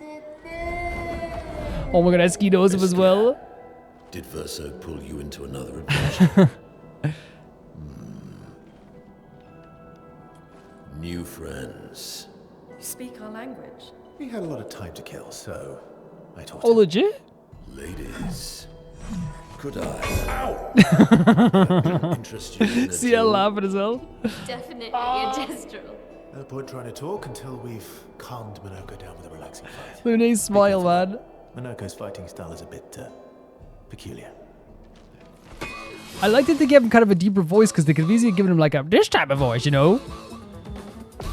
This music, this Tekken music. Ready to parry. This freaking Tekken music playing. You got ladies, bonk. CL couldn't hide her laughter. That was so funny. I just realized our weapon is a freaking lamppost. That's awesome. This hurt. Wait, the noises he makes as well.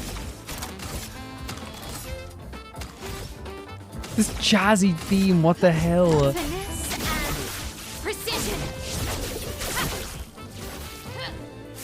Good damage, right? Let's go for lightning. Lightning dance. That'll do. Parry it. Hitting him with a lamppost is crazy. Absolutely crazy. It's locked on you. Oh! Was not expecting this at all. They can You can shapeshift. turn into a Nevron. Yeah, that's something I did not expect whatsoever. Finesse and precision. We broke him. Items. Healing tint. Let's bring her back. Full deck. Get that foretell back on. We can't do a flurry, but we can just do attack. Look at the way they're jogging on the spot as well. Skills. We can't go anything else just for regular attack for now.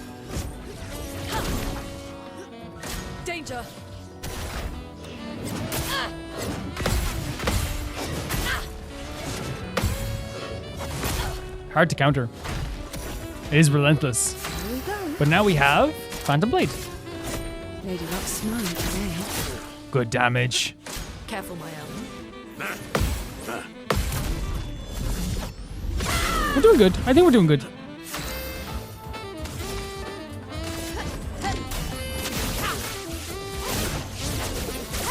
Higher defense when they get down there as well. A storm is coming. Prepare to meet your end. Really fun battle. Really fun battle. Music was awesome. The jazzy end. It's so pretty. It's just like really jazzy.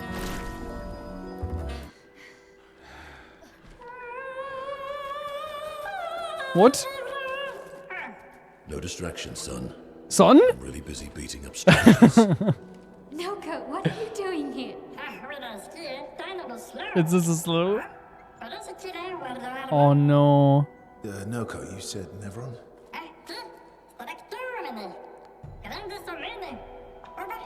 All the grandmas are taking cover.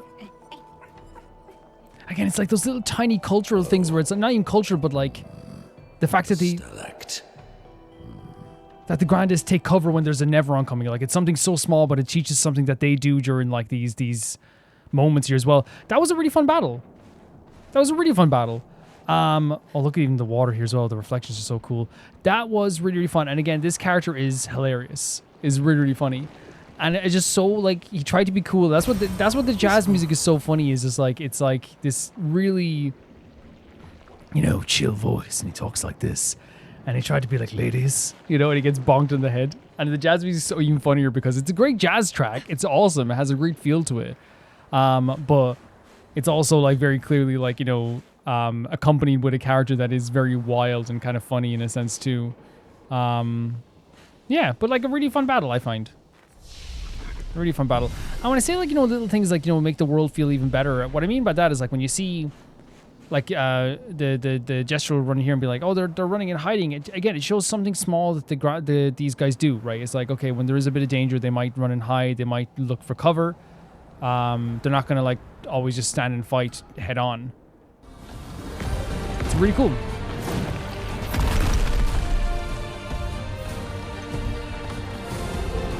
Friends of Verso, as honored guests, the first fight is yours. Defeat the Stalact with your fearsome talents. Look at it, that's so funny. I love the girls are just laughing their heads off at him. It's so funny. Oh.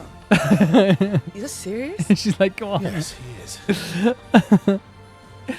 See Elle's face when she sobs it down? You little coward. Because they're like, oh yeah, funny. They just thought he was like being a comedian. Adorable. Absolutely adorable. Ciel's very gradient charges. Okay.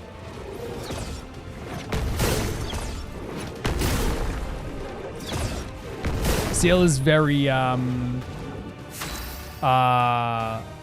Verso, why aren't you using gradient attacks? I don't need pointers from the one sitting on his lazy ass. You didn't teach them, did you, you lazy old fart? Very well.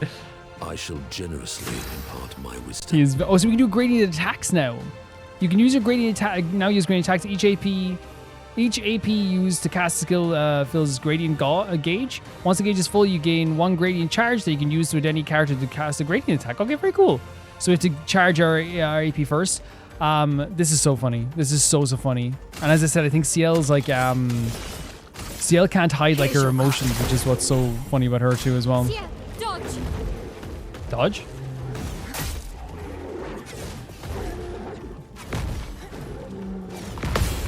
Okay, I took the idea to dodge because maybe it was on parryable, but I guess we can parry it.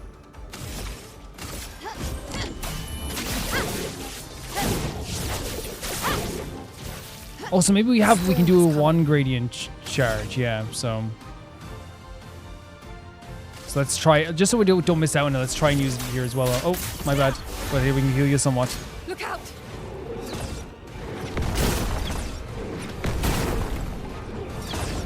I didn't get to use it. That's my bad, guys. I was confused a little bit on how to use it. I think you have to like you can do it with one charge. I thought you needed like a full 3. My bad. But we know we can use it in the future. You found worthy friends, Verso. Jealous? Yes. What's he doing? Carving something? Digging something out? What are you doing? I just need the foot. Aha! Oh, now he can become them? That's how he becomes Neverons? He transforms by collecting Neveron feet. Oh. Don't ask me how it works. I've never understood.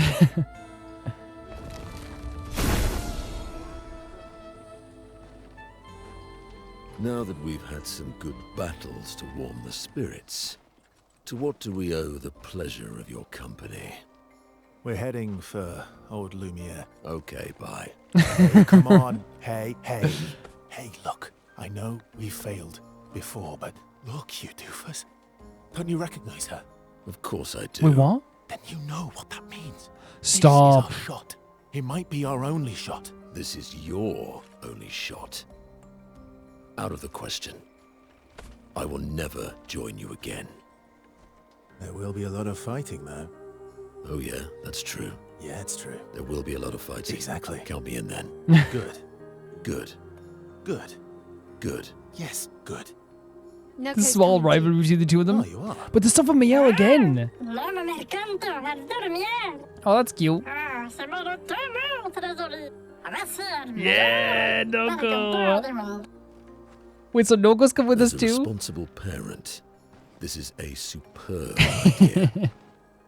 Let us go This is lovely. to old Lumiere. But again, Verso knows something about Mael he's not sharing. He knows something about Mael he's not sharing.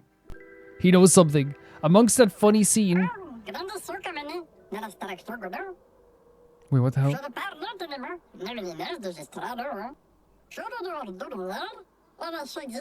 Okay, great stuff. Thank you for letting us know. But yeah, no, so yeah, he's definitely letting on. And I want to like, just even though like, oh my god, he's just, do you want to play Momoko's? Yes, only accepts this now. Yes, of course. We'll talk about more about the Mael stuff as there again, but like, Violence. oh, what is this?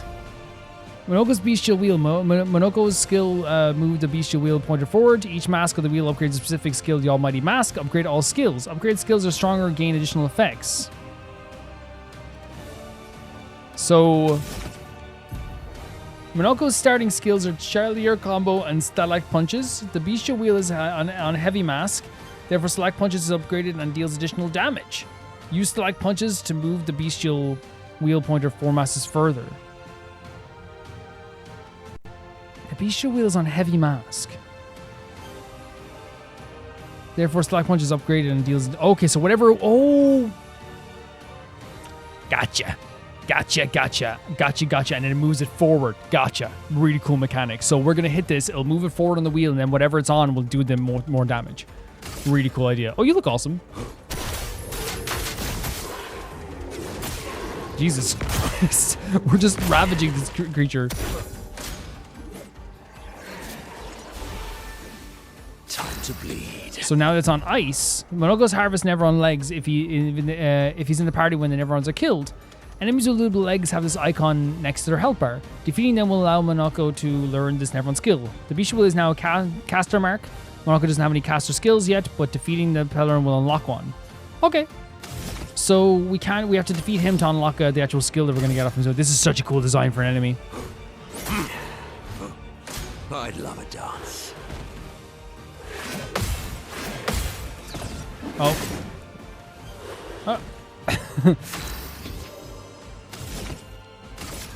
And it moves it forward. 4 spaces. So it'll be in red.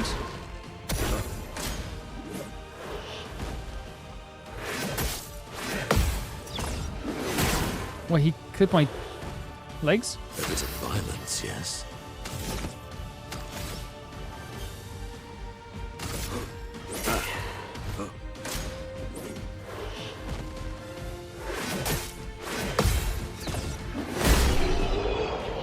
Oh. I guess we got him with that attack as we jumped. Okay, it's a cool mechanic. It's a really cool mechanic for a moveset. You just beat the Pelerin and looted his leg, which allows Monoco to learn the skill Pelerin Heal. Open the skill menu, equip Monoco's new skill. Very cool stuff. So we have a new party member, and we have a new location we're heading to as well in terms of Lumiere City. I do want to like, and I shouldn't say forgive me because I would have done it anyway, but I want to see exactly what he says about Miel here, just in case I missed anything. I know I probably didn't, but don't you recognize her? And he says, of course, he knows. Stop. It's our only shot. But he says it's your, because he knows maybe about him wanting to do something maybe with the immortality, I guess? Out of the question. I will never join you again. So I didn't, okay, I thought I missed something else, because you know that some lines can go by fast. I was like, maybe I didn't, no, I definitely didn't. He recognizes Miel, so does Monoco, which is, again, that means Verso was keeping the knowledge of exactly who Miel is, or like what part she has to play in the story, a complete secret to Miel and to us. I'm not sure how to feel about that, right? I feel like it's one of those things where like maybe he has a good reason to do so, maybe he doesn't want to like reveal exactly what's happening there. But I feel like that's like one thing that like, you know,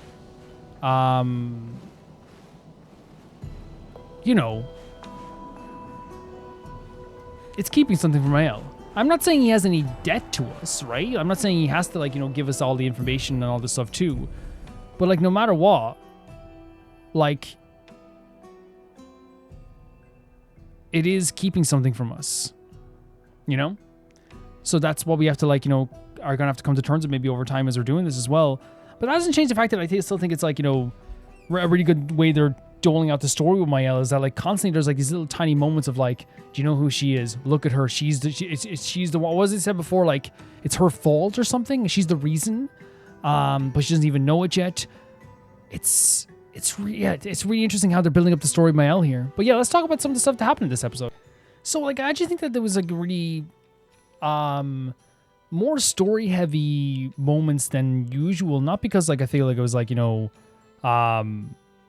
that there isn't story heavy moments, but I feel like last episode, like we had like a lot of really big story beats towards the end, but a lot of like last episode, like legitimately was us going through like a beautiful side dungeon and then also going through like an absolutely like incredibly, horribly breathtaking visual of the battlefield, but it was all incredible. And I feel like that's what this game will give you. You'll get moments where like, we'll have an hour of like story where we get to talk about.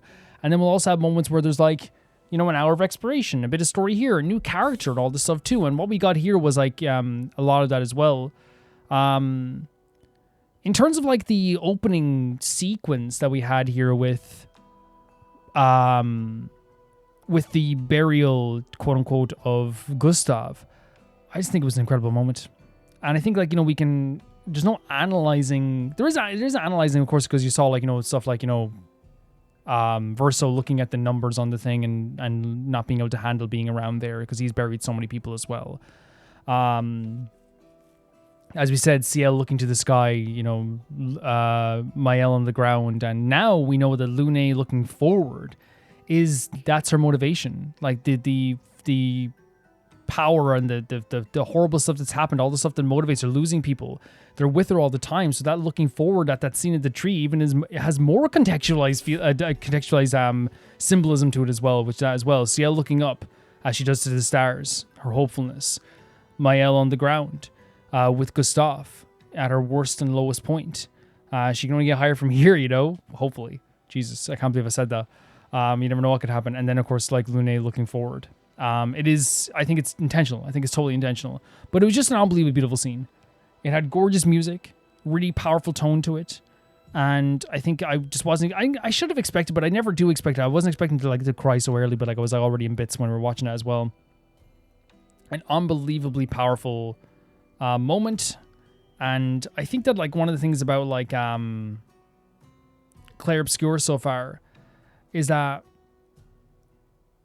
you will have a very natural injection of emotion into like the story where it doesn't feel like, okay, now I know that they do have cutscenes and like they have locations where it's like, oh, this is the boss battle, but it always feels like very much like, you know, oh, this is like a natural place to put this.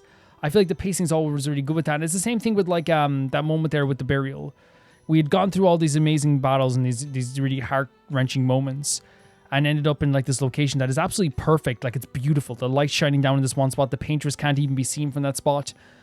It's like a one moment in this whole story where like we got to have like a respite, and it's coming right after the moment with Maëlle where she snapped at everybody, and after losing Gustav, to have one moment where like the only moment, one of the very rare moments in the game where like the paintress isn't even being like taught about. I know she is kind of being taught about because they're saying like, hey, we're gonna finish what we started, but it was a really beautiful moment, beautiful music, beautiful setting. Can't say good enough things about it as well. And then at the camp as well, we had like so many beautiful moments too, whether it be like, you know, Verso and Maëlle with the giving of the banner to the badge to Verso.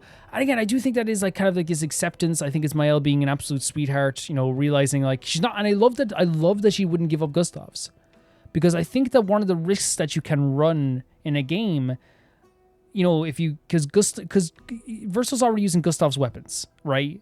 Mechanically. You know, he is a sword fighter that joined our team after Gustav left.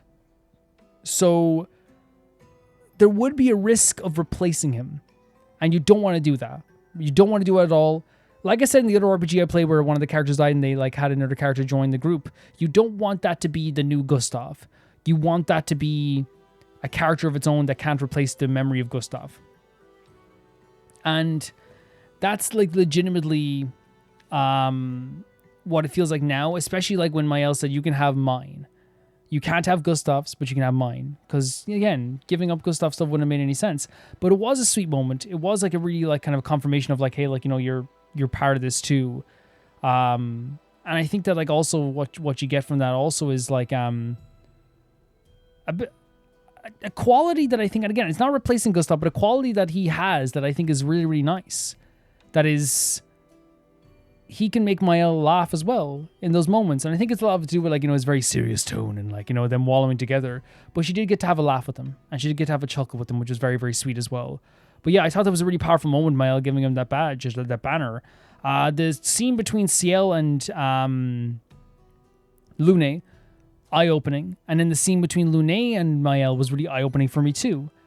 And as I said, like, I still stand by like what I said in terms of, because I went back and watched that scene, by the way, because I was like, did I get it wrong? No, she definitely is pointing at Ciel. She's pointing at Ciel. Lune walks away, so Lune didn't actually get the thing, but I think it's also that she got astray. Like, it's one of those things, if she's saying like, you know, all this stuff, like she also like is, you know, but I still stand by it that she like went after Ciel the hardest compared to Lune, because she could have turned to Lune and been like, you too, but she said you. But I think she was apologizing to Lune because of like she talked, you know, it was like an insult to, or like and it could have been the scene beforehand as well. It could have been, but I think it was also like a, you know, sorry for my actions type of thing. And what I really like love about the scene between Ciel and Lune, is that there was such a magical like warmth to it that I can only like describe as like just being mystical and comforting. I feel like what happens with the characters as they converse with each other about stuff like this is that we don't forget about the mission. We don't forget about what's happening here. But for a bit, when Lune and Ciel are talking on the ground together, we can feel a bit of warmth. We can feel a bit of comfort. We can feel this, like, you know, this lovely spark that makes us like feel like, you know, we're not in danger, or that you know, the world isn't ending just for a split second. Even though the joy that they got with each other was like over talking about like how, yeah, the world's ending. Our world is gone in a year. We're dead in a year. Let's be best friends. But it gave a lot of eye-opening insights to Lune's character. It gave a lot of eye-opening insights to Ciel as a character. And I think what we learned about Ciel was the hopeful nature of Ciel. How she's able to stay so calm is not because she's an emotion, like she's like, oh, I'm always happy. It's more just like she has a place, an outlet to give her emotions. While she's comforting everybody else, she has a place to throw her emotions. And I think it's a really, really perfect way of doing it. It's beautiful, and it shows like the very hopeful nature of her character.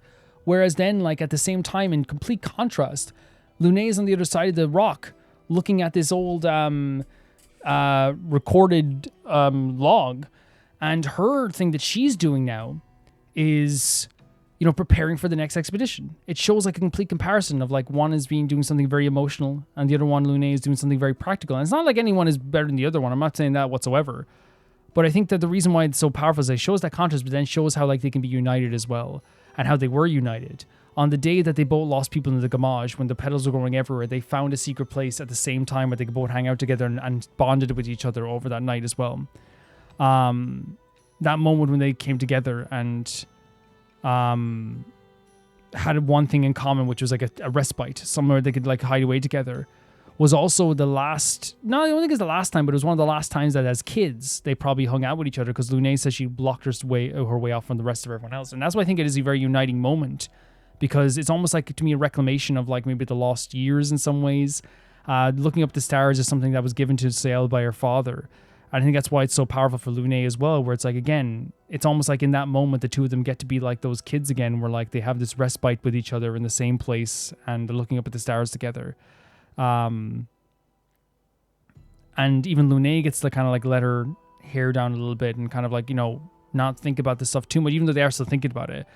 And I feel like it allows Lune to be like more calm and because she was very aggravated. After Gustav died, she was like shaking. Because again, her whole idea was like, we got to keep going, we got to keep going, we got to keep going, we got to keep going, we got to keep going.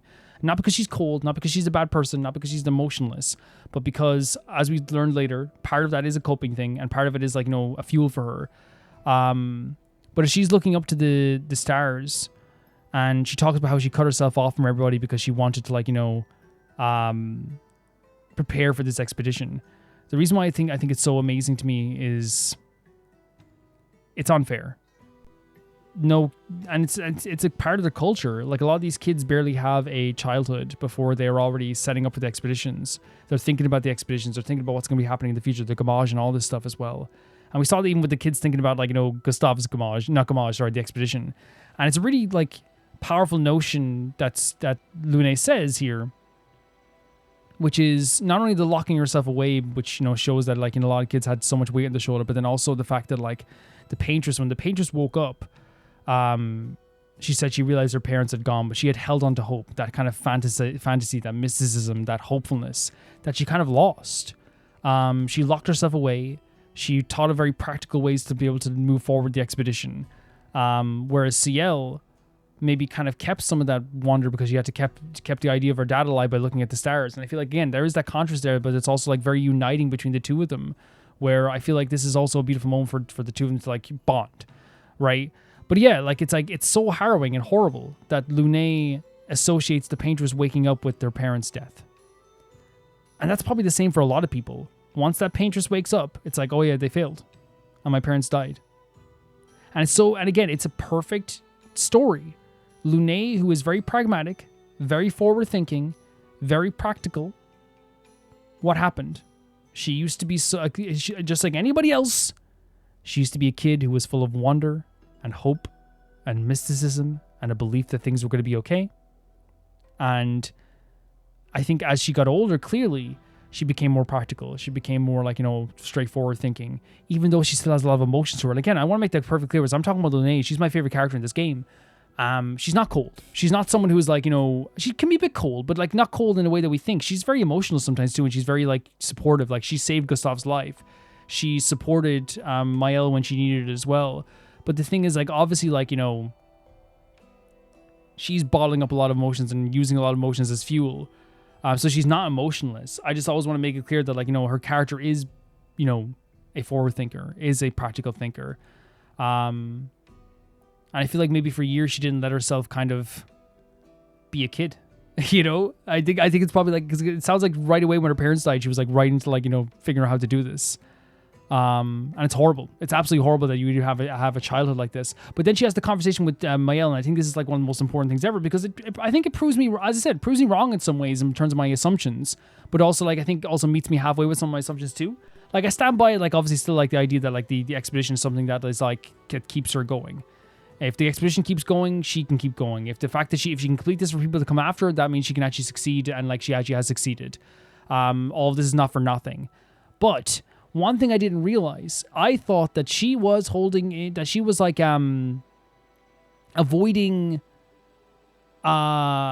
that she was avoiding thinking about the people that had gone, but in reality, it's the complete opposite. She can't avoid it. It's with her all the time, and she uses it as fuel to keep going. So while I still think that the idea of her being on this like expedition, like she uses it as kind of like this like, you know, coping thing to keep going. I think anyone can see that, right? She's always talking about keeping going.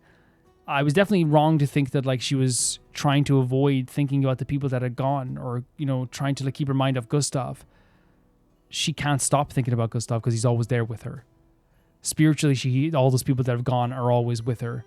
And she uses that as fuel, that pain that she feels, that sorrow that she feels, to keep going. She uses the people that have gone to help her as well. And again, I don't mind being like, you know, like wrong in parts about a character. Like that's perfectly fine with me, because it's like that's the whole point of learning about a game and learning about characters. You're gonna learn more as time goes on. And I'm not opposed to that. In fact, like I'm actually like a big supporter of that, because if the story's good, I don't care if I'm wrong. You know, who cares? Like that's just how stories go. And the moment with Mael is so important for both Lune and Mael, because I think it's going to help Mael realize that like this person that is so strong and I feel like is so powerful and so amazing, and is someone who like keeps it together, is feeling those emotions but in a different way, is remembering the people that we've lost but in a different way. She is still feeling all the stuff that like we have felt, but like, as I said, in a different fashion. She's using all those sorrow and all the sad for fuel. And I think that's like, you know, and again, while I still think that she is avoidant, right? I do think that, you know, the time when Gustav died, she was like trying to keep her mind off 110%, but I also think that it's like, you know, I definitely got it wrong in thinking that she's always trying to avoid it. I think it's like one of those things where like it's always with her. I think they can go hand in hand. She could be avoiding it too. She could be someone who's like, I'm trying to avoid the emotions, but I can't. Right? But because even at that fire, she was trying to think of forward. She was trying to think forward, thinking forward, thinking forward, thinking. So it is a coping mechanism. But I do think it's also beautiful that, like, you know, Linnea as a character is even more layered now, as a character who is like not just a forward thinker and always trying to think of the next thing and try to be practical. She does that because, like, what else can you do? And second of all, because she has all her pain, all the sadness, all the people she remembered as like as a motivator to keep going.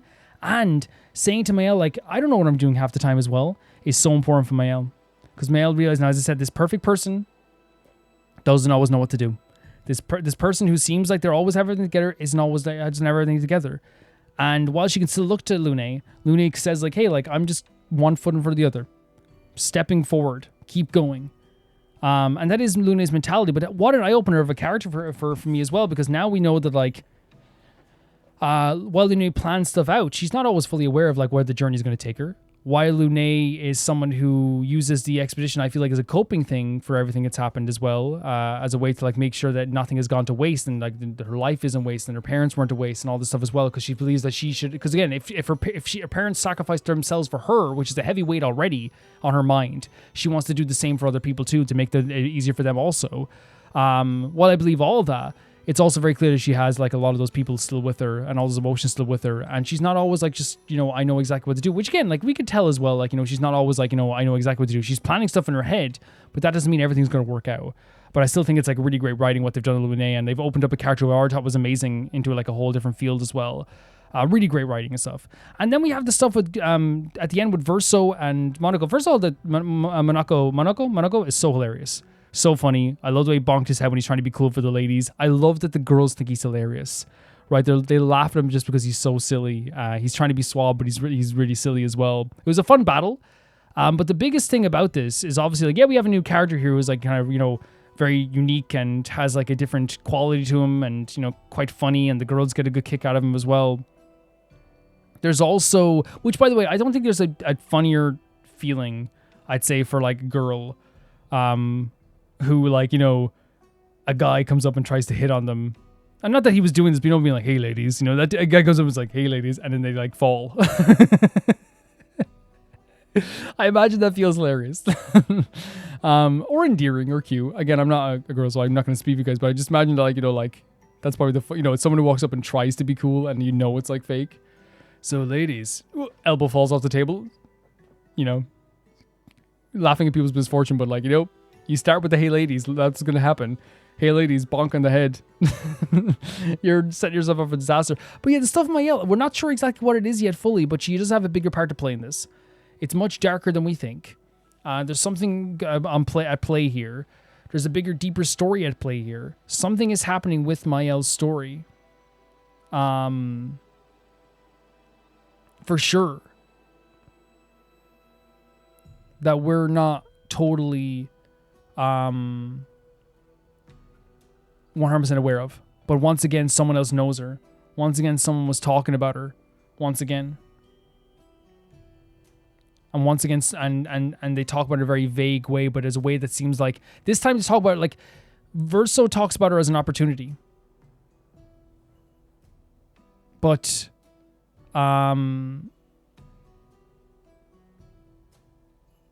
Renmore talked about her as something that was like a fault or a problem. And I think that's the big difference. So she obviously has a big part to play in this. Probably something to do with the paintress maybe or something like that for Verso. If it's an opportunity for him and a detriment to the... to Renmore. She has a bigger part to play, but we're not sure exactly what. But still very intriguing. But you guys, I really enjoyed this episode. I think this location we're in right now is absolutely gorgeous as well. The locations have always been so pretty. The battles have been so fun. I'm having a great time. I want to say thank you so much to all of you for watching the series. You've been amazing so far, and it's so fun hearing from you. And if you want to see these videos early, you can do so on YouTube members or on Patreon for €1 or whatever's in your currency. And you get every single video of Clair Obscur early on both YouTube members and Patreon, or you get every single video anyway. If you want to see these videos early, you can do so on YouTube members or on Patreon for €1 or whatever's in your currency. And you get every single video of Clair...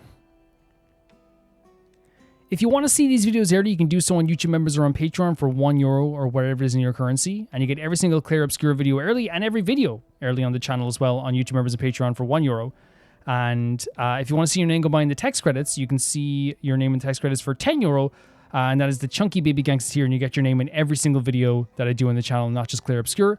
And if you want to hear your name be shouted out at the end of every single video, that is the I Can Never Repay the Baby Gangsta tier, the highest tier on YouTube members and Patreon at €15, and you get your name shouted out every single video. I want to say thank you so much to the patrons first at the highest tier, that being Ty Pharaoh 2, Jamie Bull, Johnny the Banana, The Ghost of Inazuma, Delicious Felix, Yuld, Anusta, Yasassin, True Peanut Butter, Peter Shelson, Leon, High Kasperian, Neo Showerite, Leah 200, Malcolm Kunde, Axler 21, and the highest tier of my YouTube members, Blasco, Lucinagi, and Zay.